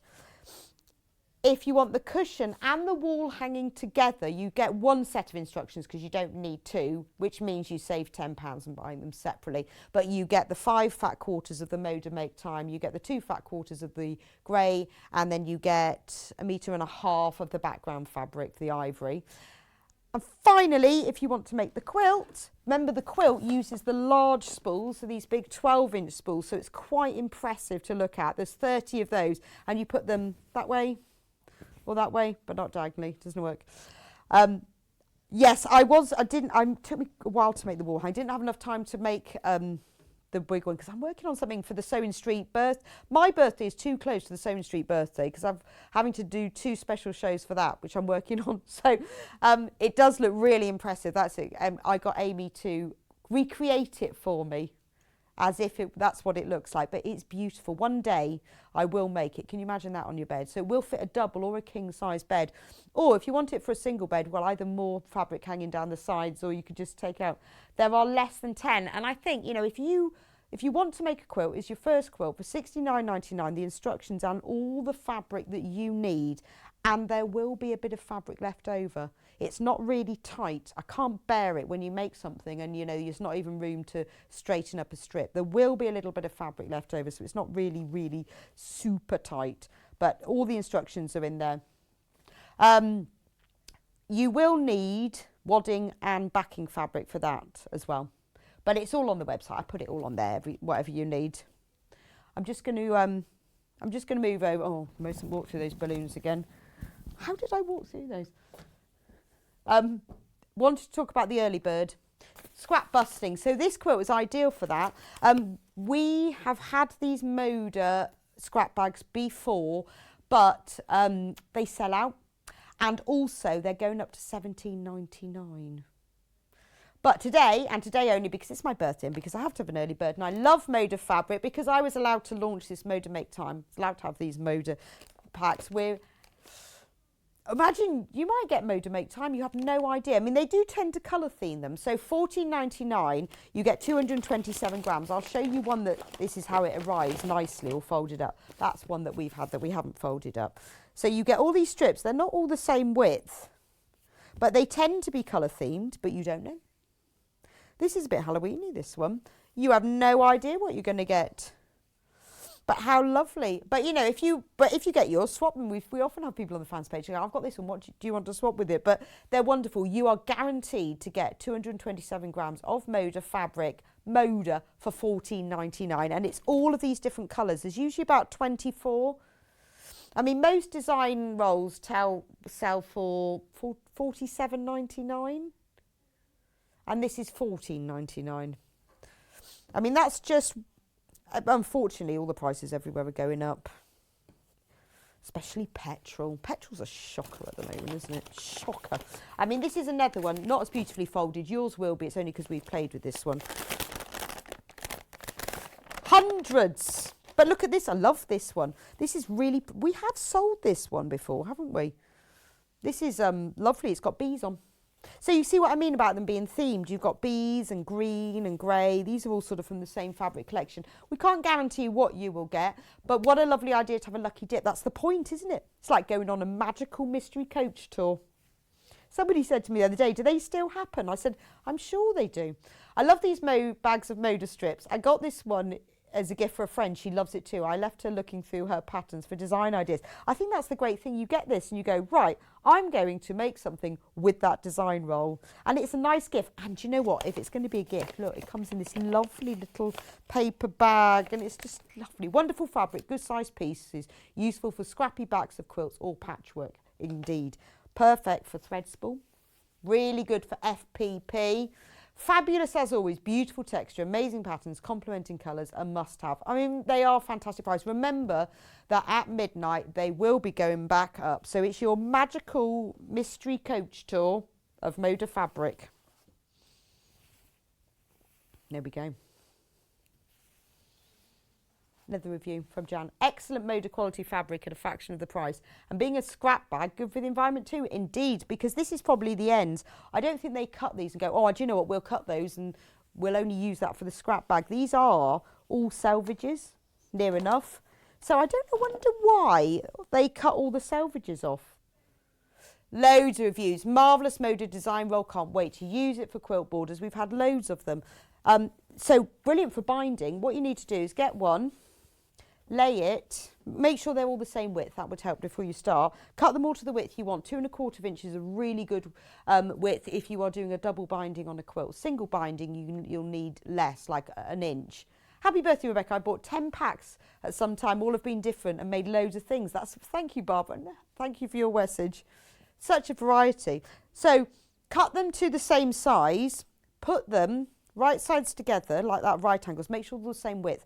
And then sew a line diagonally. I tend to draw it first from here to here.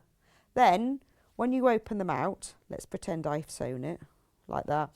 Then they will all be joined together in one straight thing. When you then bind it, you get that lovely diagonal edge and you just get multicoloured. What you can do then is if you keep this, keep it wrapped around something like, you know, with the kitchen roll tube, something quite solid and cardboard, you've got ready-made binding strips. And I think a scrappy binding looks nicer than a plain binding. Really quickly. Oh, a message from Boss Hayley. Picture. Oh, message from Boss Hayley. Oh, I like your emoji. £7? Where'd you get that picture from, Hayley? She been out shopping this morning. £7, that looks like it's a special price. We sell this. Same stuff, same. How much is ours? If you're making cushions, perfect for stuffing garden birds with. Not £7. Not ever been £7, actually. $4.99, and it used to be a plastic bottle. So if you've already checked out today, that's the saving you P&P. So that well-known craft store that begins with H and ends with C. £7. £7, that's not a bargain, is it? $4.99, and that's not a special offer. That's just what we sell it for, just saying. We don't like to do comparisons, and we're not going to say where it was, because that would be really naughty. But I'm just saying, you know, so that you know that we do price check and we price watch all the time. And then we will make sure that our prices are good. Well, that's why Boss Hayley was checking to make sure that we were competitive, and how pleasing that we were so much cheaper. And anyway, you only have to buy a packet of filling to get entered into the special draw to win almost £400 worth of prizes, including my undecorated bag. And by the time I've been talking to you, I've sorted out this one, because it was all creased. That really annoyed me. But now I'm going to put it back. Look at it. It's good as new. Back in the Moda scrap bag. How much nicer is that? Don't mess it up, anyone. Anyway, I'm just going to go for a break. Please do keep checking out on those scrap bags. There are only a few left. They will go back up. If there's any left at midnight, they will go back up to £17.99. I will see you back after the break with Adelle. Brand new dress from Soviet. It's a gorgeous dress. Suits all sorts of shapes, and it's available in 2 patterns with 2 different size ranges. Really, really good size range. Very, very small up to the larger sizes. So I'll see you back in a couple of minutes with Adelle.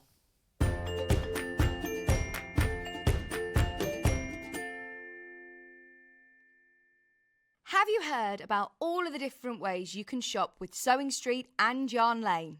You can either shop on our websites, sewingstreet.com and yarnlane.com. You can also order by phone by calling our friendly UK customer service team. For Sewing Street, call 0800 001 4433, and for Yarn Lane, call 0800 4700 600. And don't forget about the Sewing Street app.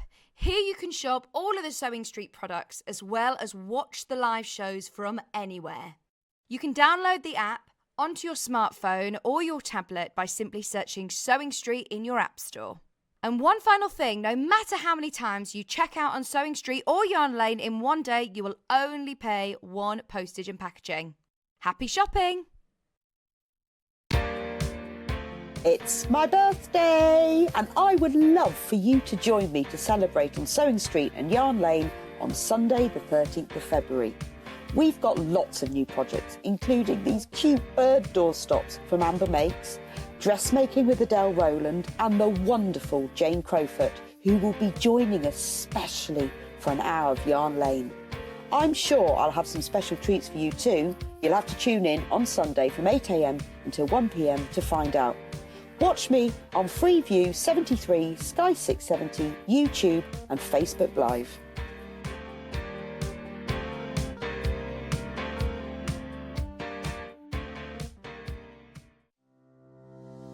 Hello, I'm Catherine Wright from Leicestershire Craft Centre based in Market Harborough.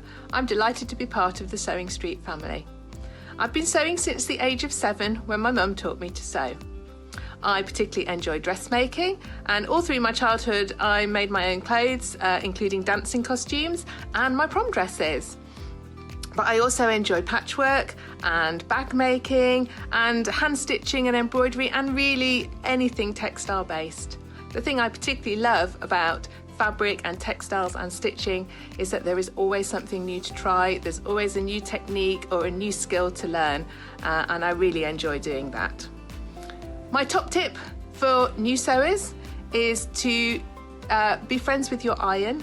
Your sewing always looks better when it's been pressed, and it's not like ironing your own clothes. It's much better than that. And also to build your skills up step by step. Don't launch in with the wedding dress first off. You know, start with a simple dress and build your skills up, and then you'll see good results right from the start and feel enthusiastic and carry on sewing. So really, just have a go, have fun. It's all about having fun and enjoying it. So happy sewing. Are you a fan of Sewing Street and Yarn Lane? Why not join our growing Facebook fans pages? Just search Sewing Street Fans and Yarn Lane TV Fans on Facebook and click Join Group. It's that simple. Never miss out on the latest news and updates from our presenters and guest designers, special offers and plenty of chat with your fellow fans. Share photos of your makes, ask for advice, interact with your favourite guests and presenters and be a part of the ever-growing sewing and yarn community. See you there!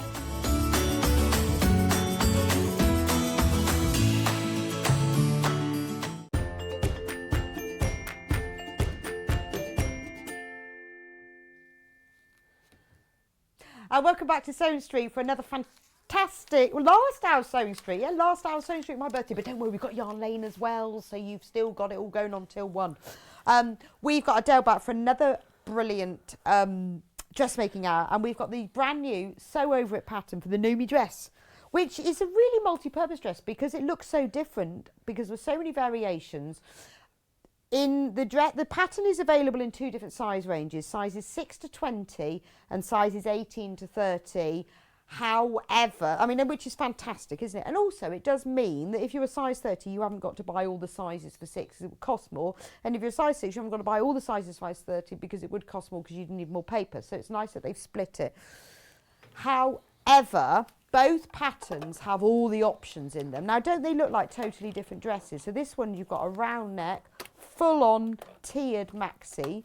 This one, just above the knee, because they've taken off the bottom tier. And then you've got this twisted neckline. But that's not just it. Have you got the pictures, Kat? We've got pictures of what else you can do with this dress. And it's all in there. So there's the long version. Oh, looks nice with the leather jacket, doesn't it? Very nice. So that's your long version. There's the shorter version. That's in like a really nice sort of glitter effect fabric. Good for your Christmas parties. Well, you know, got to start making your Christmas party dress sometime. And look, isn't that pretty? So that's got your scoop neck and just the midi length. So it's got that tier, but not full length. So that's much more sort of summer dress. Isn't that really comfortable? Because the waistline, it's not fitted. It's got a slight gather to it. Well, not a gather to it. It's got a nice, but it still gives you shape. So it's not your sort of completely shift dress, but it's got a bit of shape. But in these beautiful jersey fabrics, it just drapes so well, doesn't it? And don't worry, we do have jersey fabrics for you. So let's start with the smaller one. Smaller, I say. Sizes 6 to 20. Now, it does overlap. It does overlap the other one because the other one's 18 to 30. So if you're size 18, you'll have to choose which one they go up or down. A quarter of the stock have already gone before we even came on air with this. It's a beautiful dress by Sew Over It. If you've ever used Lisa Comfort's patterns, you'll know how fantastic they are. Really, really good. It's aimed at a confident beginner. Look how much you get in it. Loads. Look, if I open it up. I didn't open this. It was already open. Just saying. Just saying. You've got all the instructions there. All the instructions, look, in a little booklet. Everything. I mean, lots. Pictures and everything. I'll be talking to Adelle in a minute. It'll tell us how fab they are. But everything is in there. And then all the pattern pieces are in here. It's easy if you cut. And what's quite nice, I mean, they're not overlapping either. So they're not on both sides. There's quite nice thick paper as well. So they're much easier to reuse. So that's the 6 to 20. And remember all of those options, whether you go for the maxi tiered skirt, look, you can see on the back, maxi tiered, midi tiered, which was that floral one, or the gathered skirt, and whether you go for the round neck or the twisted neck that's on the front cover of that one, all of that information is all in there, so you can just choose. So you've got 3 lengths and 2 different necks. And here's a video of Adelle doing a dance. Oh, in the dress. Not just generally Adelle doing a dance. This is a video of Adelle doing a dance. Which version of the Nomi dress shall I make?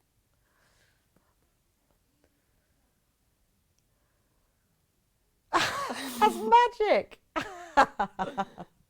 That's lovely. So that's the shorter version with the twisted neck.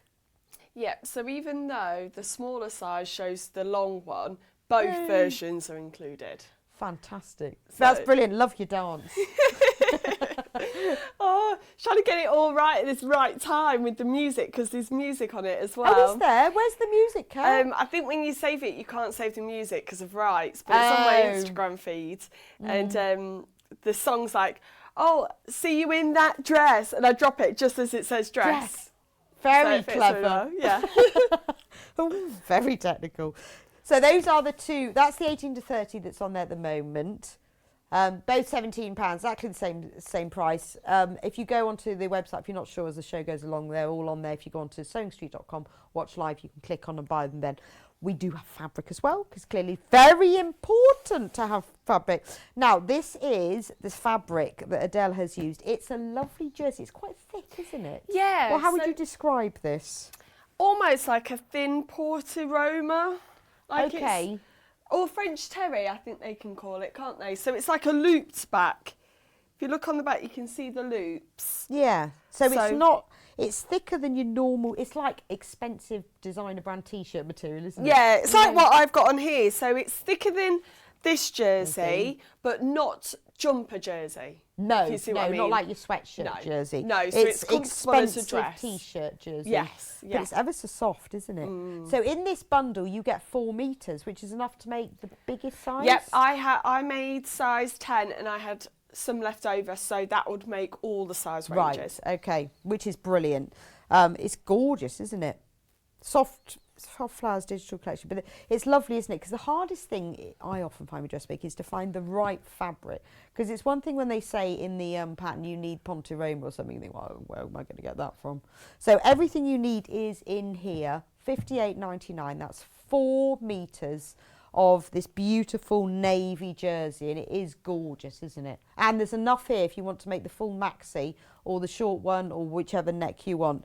So if you're thinking, oh, full on maxi, because it would look nice, wouldn't it, in the full length as well, or short like Adelle's, up to you. We've also got it in this lovely pink, nice pink floral as well, nice pink as well, really dusty sort of deep salmon pink. I like that.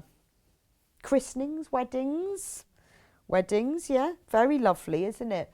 Because it's comfortable, and that's the thing, isn't it? You know, when you're out all day and you're partying and you don't want it too structured. You think at the beginning I'm going to go structured, but you actually want it to be comfortable. But actually what's quite nice about the dress is that although it's not totally structured, you haven't got that really structured waistline, it has got shape to it. So it can look quite dressy, you know, in this version it looks very dressy, doesn't it, depending on the shoes and the accessories and the jewellery you wear. But because it's in this lovely soft jersey, it's gorgeous. It's really nice. £54.99. It's a lovely pink. It's not you really sort of like too baby or anything. It will, or that kind of fuchsia bubblegum pink. It will suit a lot of different skin tones as well, I think. And it's nice it's got all these colours, because it means it makes it easier with accessories, doesn't it? You can pick out different colours from that. So that's £54.99. I'll hold up a bit bigger, because sometimes, you know, when you see it, like, that's what it looks like as a bigger piece. And I think as well, sometimes we think of jerseys just loungewear, but if you get a really nice printed jersey, it's good quality, you can wear that for work. Well, this is jersey. Yeah. And it's stretch and it's lovely, and isn't it? it's just so comfortable to wear all day. You sort of think, oh, well, it shouldn't be, but actually it's so comfy. Yeah, I wear jersey dresses to work and just put a blazer over. Yeah. And it just smartens it up. I know. I don't feel like I'm in a restrictive dress all day. Which is, can be a bit tight, but I love this because mine dress is the same. It's got that kind of gathered waist, but it's just so comfy. Right, and then if you fancy plain, keep it simple, we've got grey bamboo jersey. Oh, that's the one that you're using? Yes. It's very soft, isn't it? It is, and if you use this for the longer, so if I just show you now, I've already started to gather the bottom skirt because it's quite lightweight jersey. Look at how nice it gathers. That's nice. So you're not getting all of that bulk in there, are you? No, so with it being a long dress, you think, oh, that's going to be a lot of fabric and it's going to be heavy, but it's not. It's really sort of... Well, particularly it's bamboo, because it's very soft, isn't it? Yeah, really soft. Wear this to bed. Yeah, you could, couldn't you? Yes, so soft. £54.99, and there's enough there to make the biggest size and the longest one for the light grey bamboo jersey. And we've also got the same fabric, but in 2 different colours. Oh, they're different. Sorry, they're different, but they are jersey. So these are just normal jersey. Oh, okay. So the red, in fact, the blue sold out. So the red, if you want just normal jersey, the other one was a bamboo. This is a cotton jersey. £27.49 for the red, 4 metres. So the cotton jersey is obviously is cheaper, more affordable. God, I can never get this right. It's not cheaper, it's more affordable. This will fit up to size 30.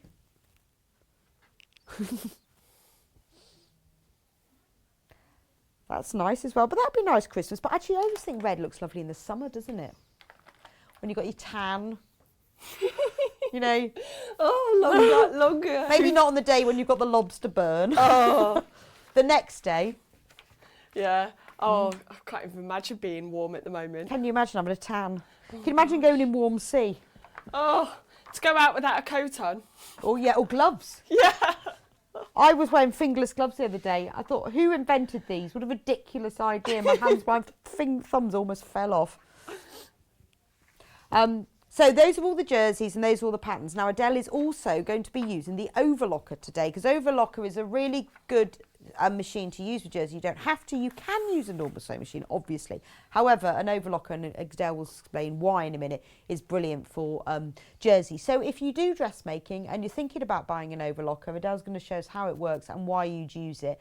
The one that we've got here, the Elna 664 Pro, is £479, which is a fantastic price for a quality piece of machinery. It is our most affordable overlocker that we've got, and it just makes light work of jersey fabrics. I'll let Adelle explain to you. But if you want that one, you can buy it as a complete one-off, £479. But to spread your payments, if you would prefer, you can spread it over 3 equal payments of £159.66. Now that's interest-free. You'll have the first £159.66 taken out of your bank account now, and then it will be sent to you direct from Elna, not by us, but direct from them. They're in stock, they're in their warehouse, they will send it directly to you. Then the next month you'll have the next payment taken out, and the next month after that, but you don't have to wait to pay all 3 to get it, and it is interest free. Anyway, if you're thinking about buying an overlocker, you'd like to go, because it does make a difference to the way you sew, which Adelle will explain. Elna do have those in stock at £479, and amazingly, you've still got the same £3.95 P&P, even though it's an incredibly heavy overcoat. Yeah, don't pay for express P&P because it's not coming from our warehouse, it's coming direct from Elna. Anyway, back to you, Adelle. So, talk to me about the pattern. What did you like about it? So what I really loved about it is the fact that it had 2 versions, because if you looked at just this one on the front, you think, well, it's just a simple dress. But what I loved is the fact that you can use this for many different types of dresses, many different occasions, simply because it's just got a different bodice. So the one that I made that has the twist at the front, I think is a really pretty feature. The fact that it doesn't come too low. Don't be alarmed, this does not come down. It's not gaping, but it just gives a really nice shape around the bust area, and it makes it almost like a party dress, and that's how they're showing it, aren't they? Yeah, they are, yes. Yeah. Because I know the ladies in the office messaged me and said, is it the same dress, even though they show completely different dresses on the outside? Yes, it's amazing that it's exactly the same, isn't it? Yeah, but what I do like about this is the skirt, there's lots of variations as well. So even though I've got a twist and a short skirt here, you could go twist maxi. Yeah. And then the one I'm going to make, which is a full bodice, you can go short skirt, or that bottom tier, which is here, you can also make that half the size as well. And that makes it, that's kind of midi length. The pink one, the floral one in our pictures was. Yeah, I'm a really firm believer in reusing my patterns. I don't like to just buy one pattern, make one dress, and then that's it. I don't really feel like I've got my money's worth. So very often I make several dresses. I mean, it's great, so for £17 you're getting a lot of options here, aren't you? Yeah, well, and they've got 4 almost, haven't you? Yeah. 2 bodices, 3 skirts. Yes, yeah. And then they've got long sleeves, but these are 3/4 length sleeves. Oh, I do like a 3/4 length. Well, do you know what I'm going to say? I really like an elbow length. Oh, yeah, no, that's true, actually. Yeah, Yes. so I Yes. like it to sit just above my elbow, so like a sort of a longer sleeve, especially if you're wearing it under a jacket, because then you don't feel too hot. Yeah, with that's too true, many but you haven't got layers. the short. Yeah, no, Yeah, that's you haven't true, got the short actually. that it gets all ruched up, so I really like that sort of length. But I've made jersey dresses for work so often, and I definitely want to make one of these for work, because I just think it's, and also what's lovely about it says it's a confident beginner. Now, the only reason why it's saying confident beginner is because we're using jersey, that's all. Oh, so okay.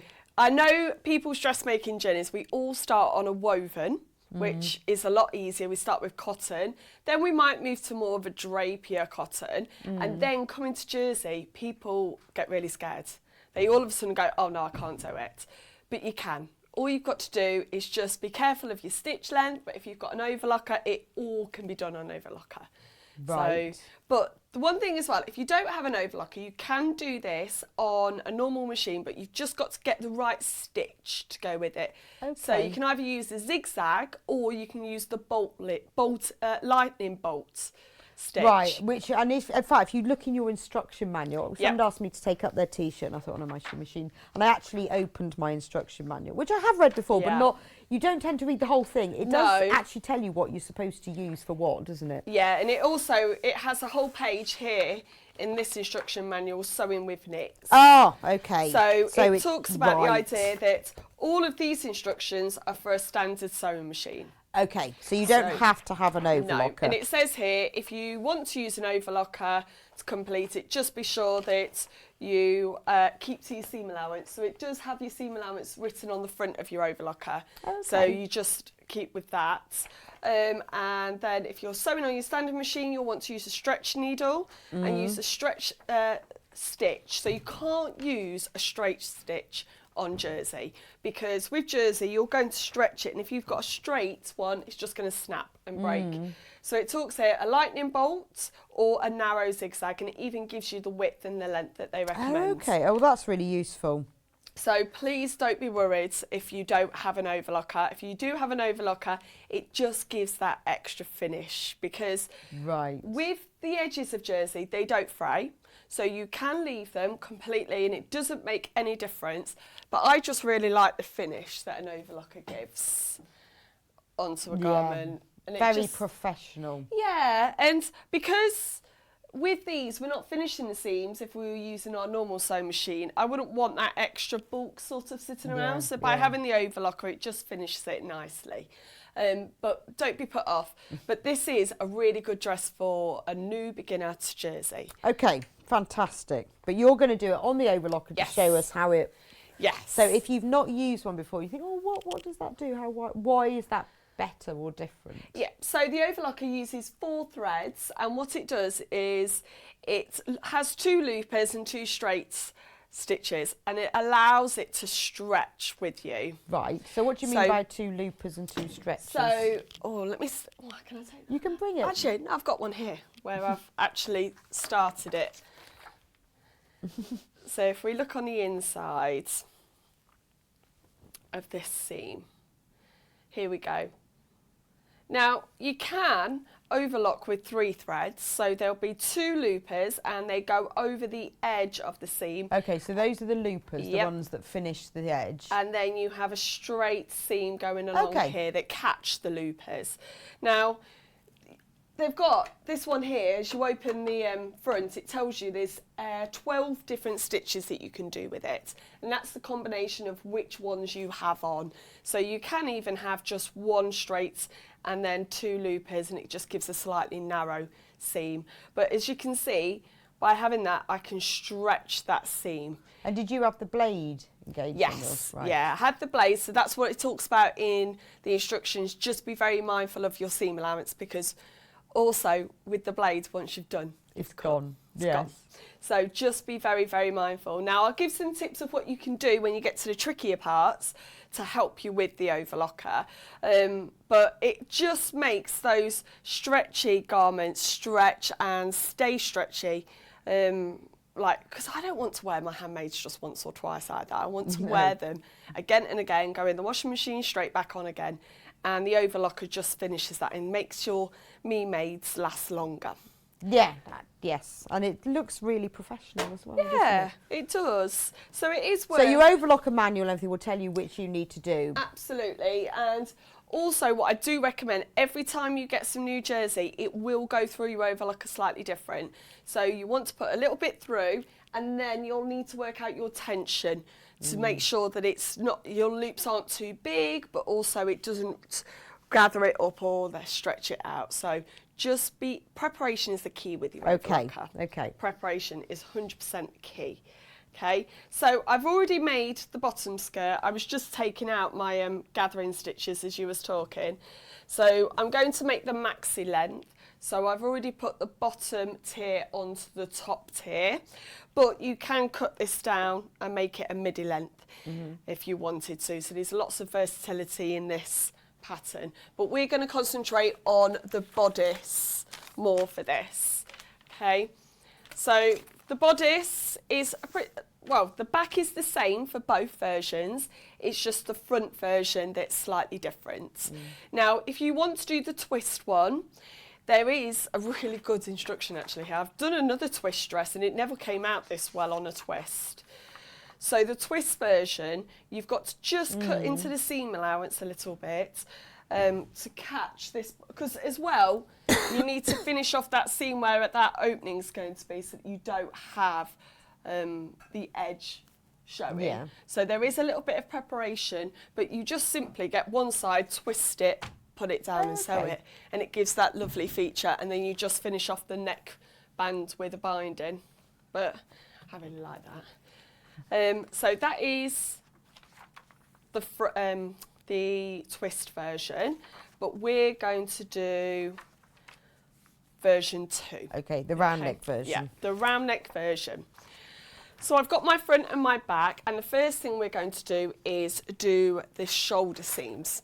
Now, I don't know if anyone else has had that out there, but I don't let any pins go near my overlocker, because I did do once and it snapped the blade. Oh, does it? Yeah.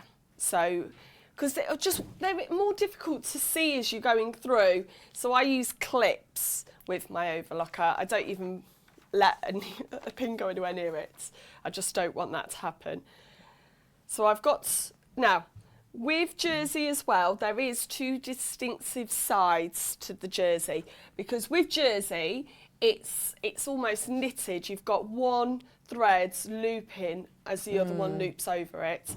So just be very careful to make sure you know which side is right side to left side.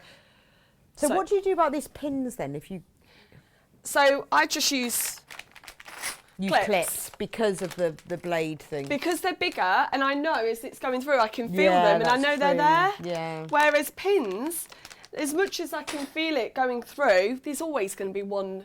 And it will break the blade. Yeah, it will. Yeah. It's one thing breaking your sewing machine. I mean, and I have done that before. Breaking my sewing machine needle, but breaking a blade is a little bit, and it's a pain to sort as well afterwards. I had to go back to the manufacturer and get a proper blade, and my tension was off for a long time.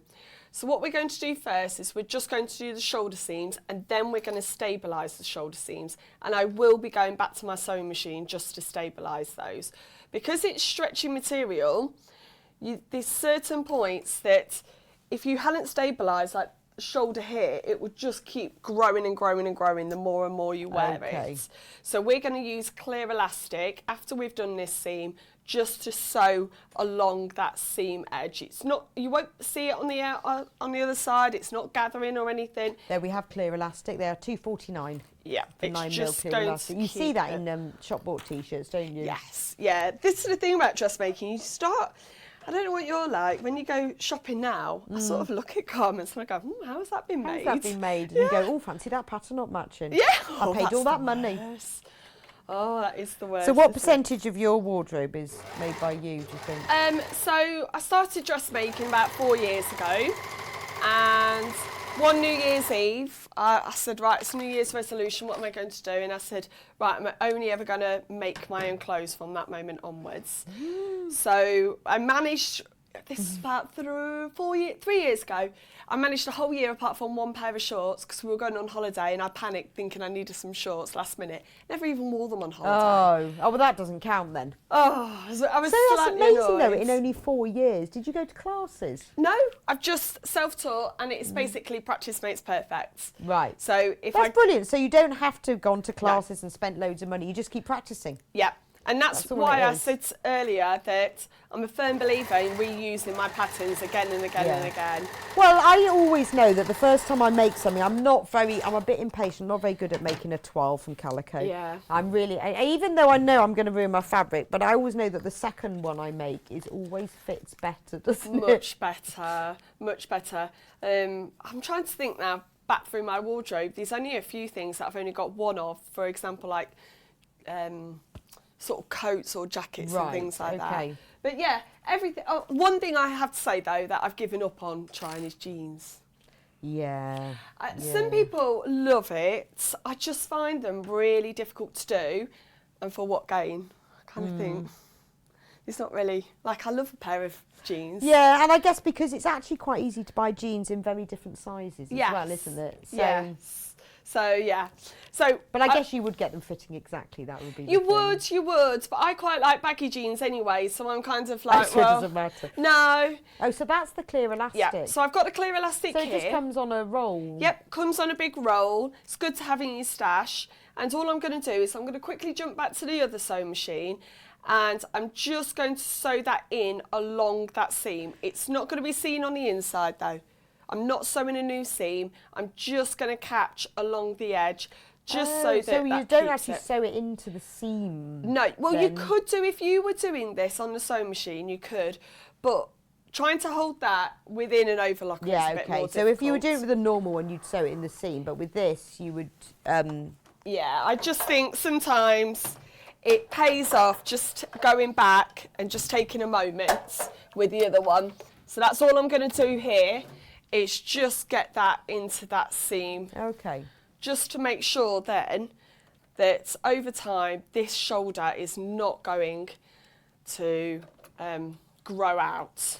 So half of the stock of this part of this pattern, the size 6 to 20 have gone, and a quarter left of that are in basket. So once those have sold, we'll only have a quarter left.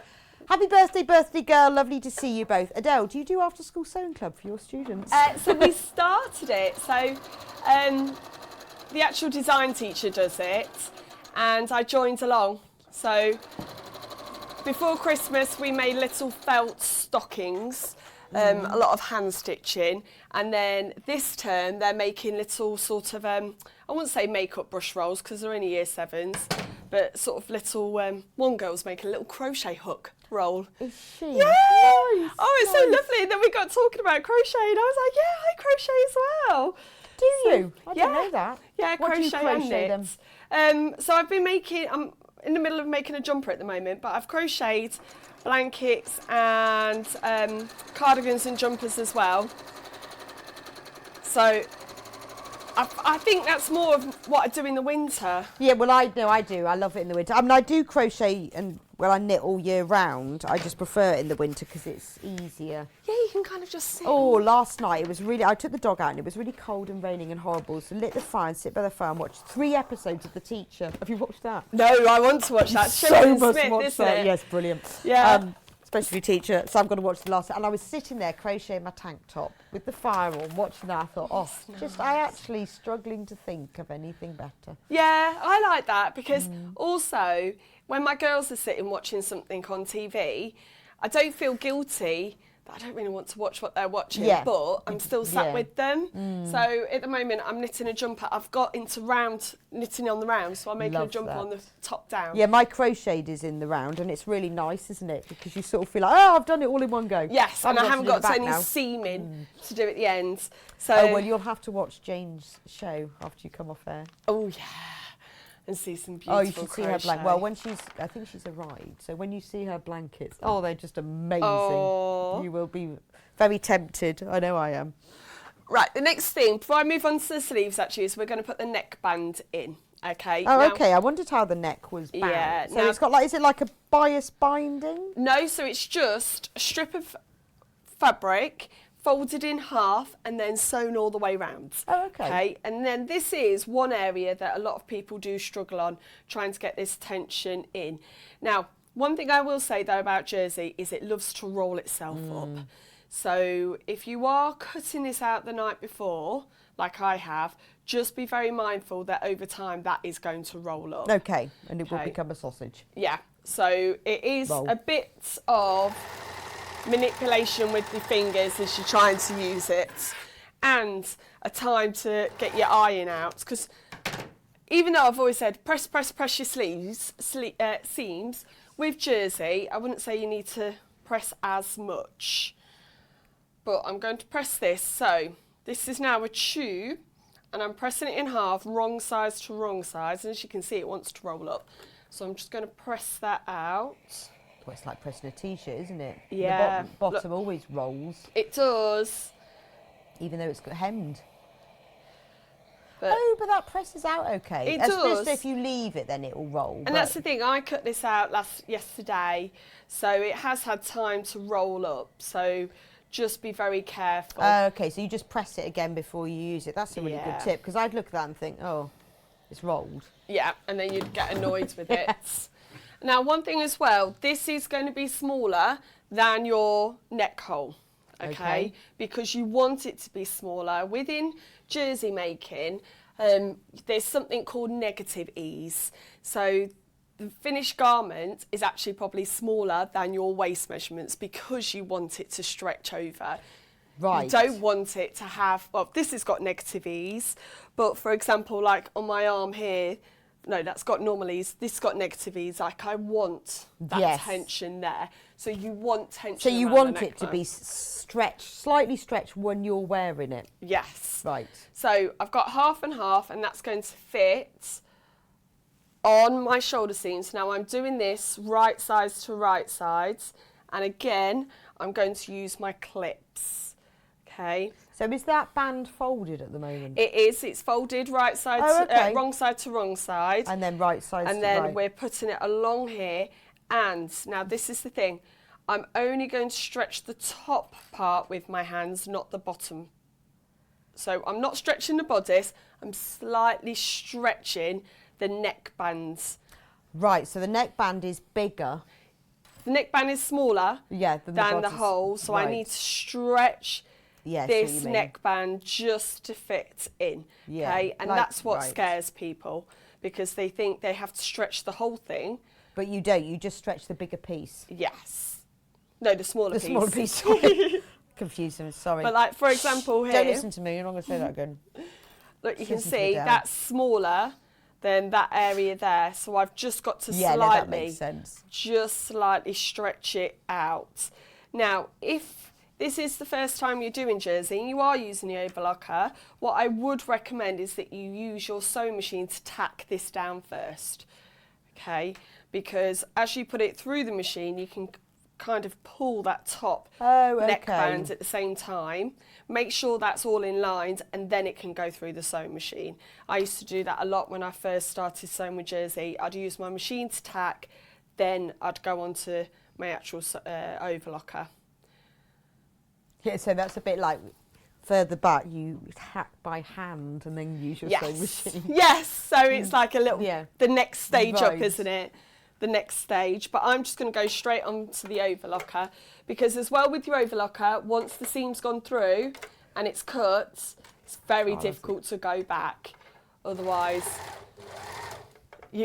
Lucy, great show. Happy birthday. Thank you, Lucy. Adele, I love your top. Did you make it? And if so, what pattern did you use, please? Thank you. Yep, it From is. Lucy in County Durham. Thank you It's for a your question. Fibre Mood Mabel top. So Fibre Mood is an internet company. They do magazines, but I got this just as a PDF. I've had this now for about, I think, 2 years. Yeah, it's lovely. I think I love a print jersey. I think they're really pretty, aren't Yeah, and I love a dramatic sleeve. they? Yeah, I do. I know. I think big sleeve I every love time. a bell sleeve. Oh, Or like, are they called bishop sleeves as well, where they come really far Yes, down and yeah. a tiny little cuff? That's really nice as well. And I bought a white blouse with a massive bell sleeves. I mean, it's beautiful, totally impractical. I'm always worried about wearing it. I often wear it with a pinafore because I was like, I'm going to get my dinner down it or something. But it has got the most massive sleeves and I love it. Oh, but I have worked out, because I've got a few dress patterns, how to make, just to put a wider sleeve on the bottom, you know, just from the elbow onwards. Yeah. And that makes quite a difference to something, doesn't it? It does, it does. It kind of gives a whole different look. But yeah, dressmaking is one of my it's my place of happiness. And to be honest, I have gone back. I say I've gone back to buying clothes. I can't remember last time I'd purposely gone out shopping. It's more like, oh, I needed something, I'll quickly just go and get it. That would be all it would be. But you remember the last time you purposely bought fabric? Oh, I can remember that, yeah. So you just need to choose whether you want the grey jersey, the pink one. Oh, the navy floral one. Is that black or navy? It's navy. Navy. That has sold out, so you can't have that one. But we have got the beautiful pink floral. I'm just going to hold it up so you can see how Adelle's doing her ironing. Look, isn't that lovely? That's so summery. Now, I think I'd go for the midi length. Well, I mean, you could do maxi, but the midi length would look lovely in this one, Yeah, wouldn't it? the one that they had that picture up of. Because we put the picture up of the pink one. £54.99, that's enough for all the sizes. I mean, it's similar to that one there, so it's slightly different. But doesn't that look pretty? Oh, that does look Although it would really look nice in the twist front as well, wouldn't it? But it looks nice in that midi length, doesn't it? Yeah, I'd love to see all the versions, actually, where you can have midi and twist, maxi and twist. Yeah, all of the versions. Yeah. But there's enough fabric here to make all the sizes from size 6 all the way up to size 30, which is fantastic, isn't it? If you want the fabric that Adelle is using, which is this lovely grey, and it's not cotton, it's bamboo. I bought some bamboo sheets and duvet cover the other day. Oh, lovely. wow.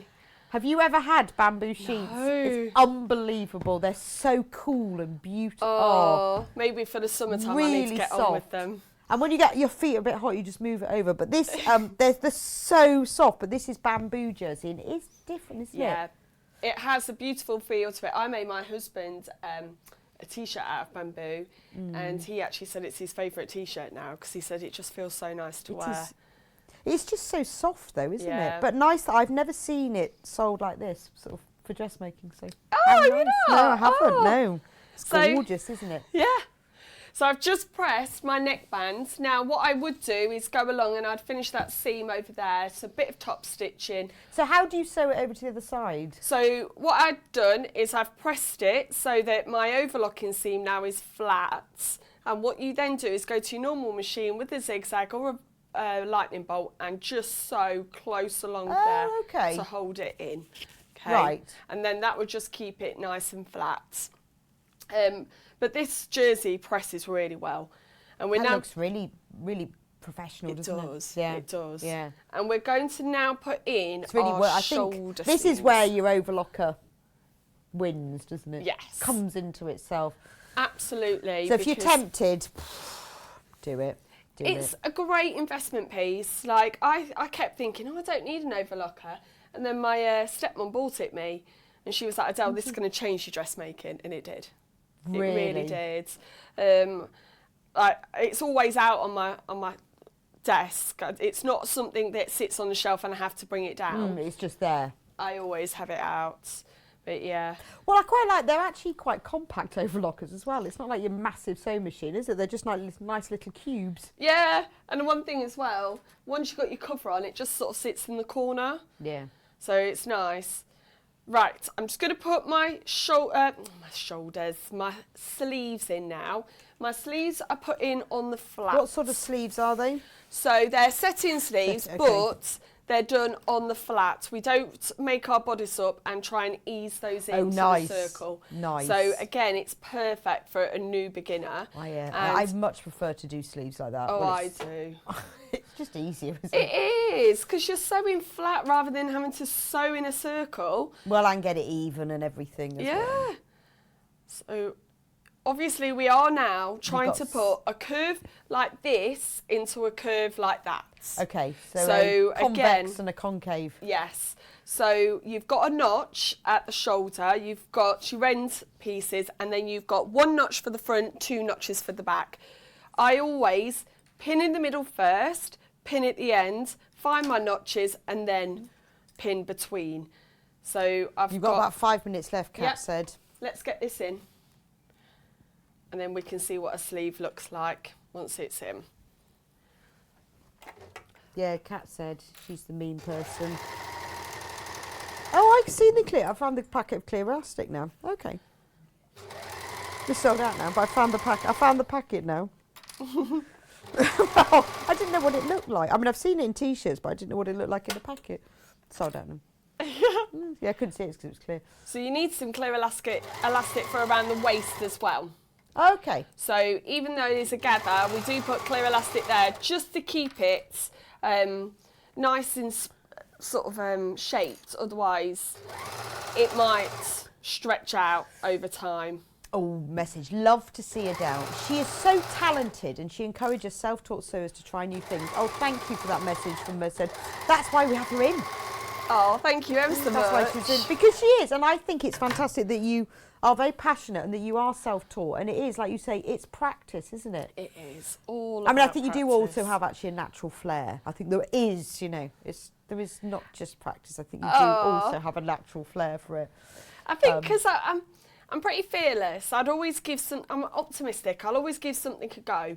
And if it doesn't work, it doesn't work and I move on. There's a few outfits I've made that have gone, oh, that was a mess. Yeah, okay. Never do that one again. But most of the time I'm like, oh, it didn't work. Oh, okay, let's try again. Let's try again. I know, which is great because it is the practice, isn't it? Yeah. And like you said, I'd be thinking, oh, I don't know if I can do that. But you are a brilliant teacher. Oh, thank you. So I've put the shoulder, I keep calling it the shoulder, the sleeve in at the shoulder. Nice. What we would now do is put the other one on and then we'd sew up here and sew down here. And then I've already made the skirts. So the skirts, you gather on the skirts. So you do need your normal sewing machine for that. You gather it and then those two will go together. And then you'll overlock that, and then there's your dress. Do you know you could use that as a t-shirt pattern, though, couldn't you? Oh, you could. You could just make it a little bit longer, perhaps. Yeah, absolutely. Where does it come to? So it does come to your waist. Oh, okay. So it wouldn't need to be a lot longer then. No. You just need to be mindful. You probably want a bit of shape around the hips. Yeah. But I've been making this style of dress for quite a while now, and I've got loads in different colours. I think I do like the bodice different colour to the skirt as well. And then I wear them with my Converse, I wear them for work with my boots. It's just such a versatile sort of pattern and comfortable as well. And comfortable, and which is very important, isn't it? Absolutely. Yeah, very important. Yeah, look nice. I see a lot of people actually with dresses like this, but with Converse on or just little white trainers that look quite cool, don't they? Any age as well. Yeah. Any age. That's the thing. This does. Did you see fit any Helen age. Mirren with big biker boots on? Did she? She was on Friday night with Graham. With Graham Norton. Graham Norton. God, I couldn't get his name. On there with big, like Dr. Martin biker boots. That would look really nice with this. That would look cool. Yeah. So any age. Yeah. Any absolutely. age. Biker boots and your jersey dress. Cool. And your denim jacket to go with it as well. Yeah, and a biker jacket. Oh, yeah. Well, there was a leather jacket in one of those pictures, wasn't there? There you go, was. see? Leather jacket, biker boots, you look like Helen Mirren. Oh, well, like it needs comfort. Yeah. So these patterns are brilliant. They come in 2 different size ranges. That's what you've got to remember. You either buy sizes 6 to 20 or you buy 18 to 30. So if you're a size 20, you just need to decide whether you want to go up or down.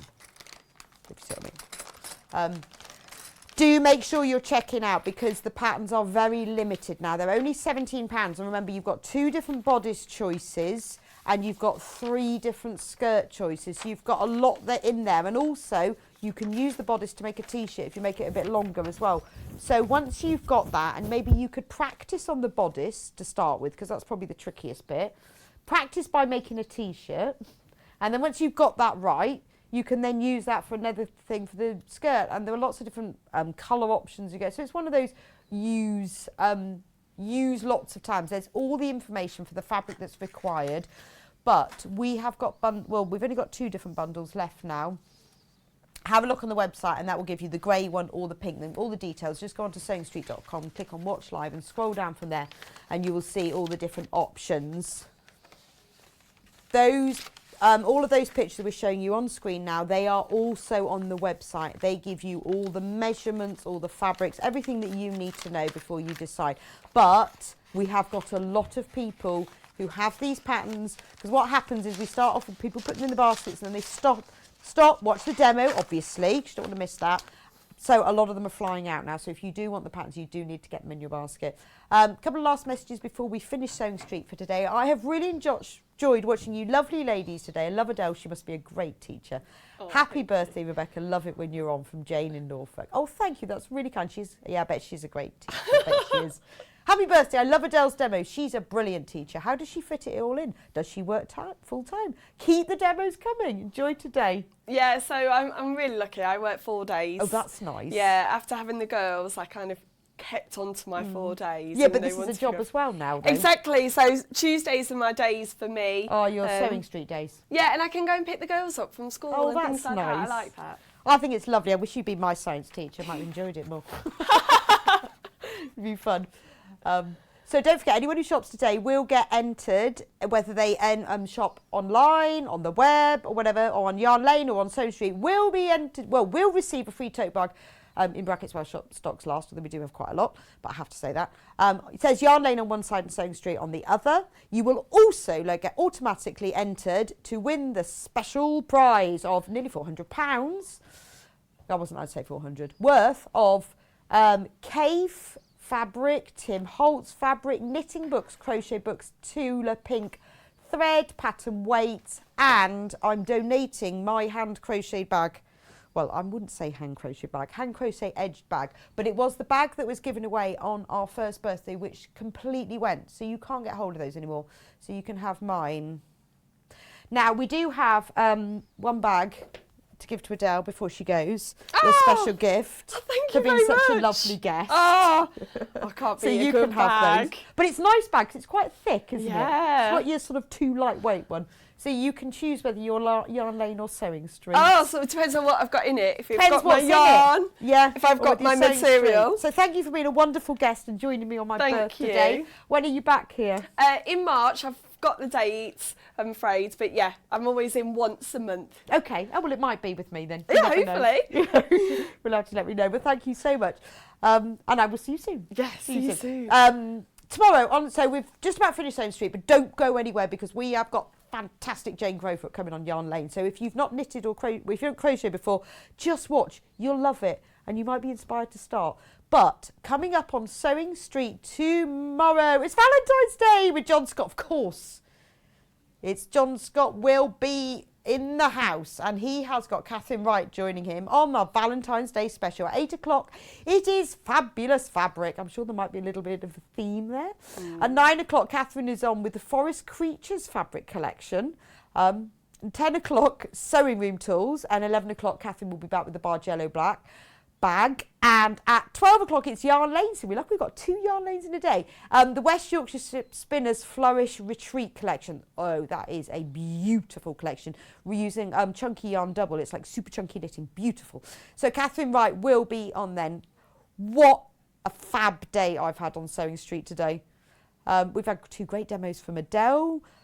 2 brand new Amber Mates kits, beautiful fabric. We've had a giveaway. We've had so much. It's been fun. I mean, it has been worth it. And I've had a cake. If you've missed any of the hours, don't forget they will be all on YouTube, so you can watch them back. If you've missed anything, then do let us know. But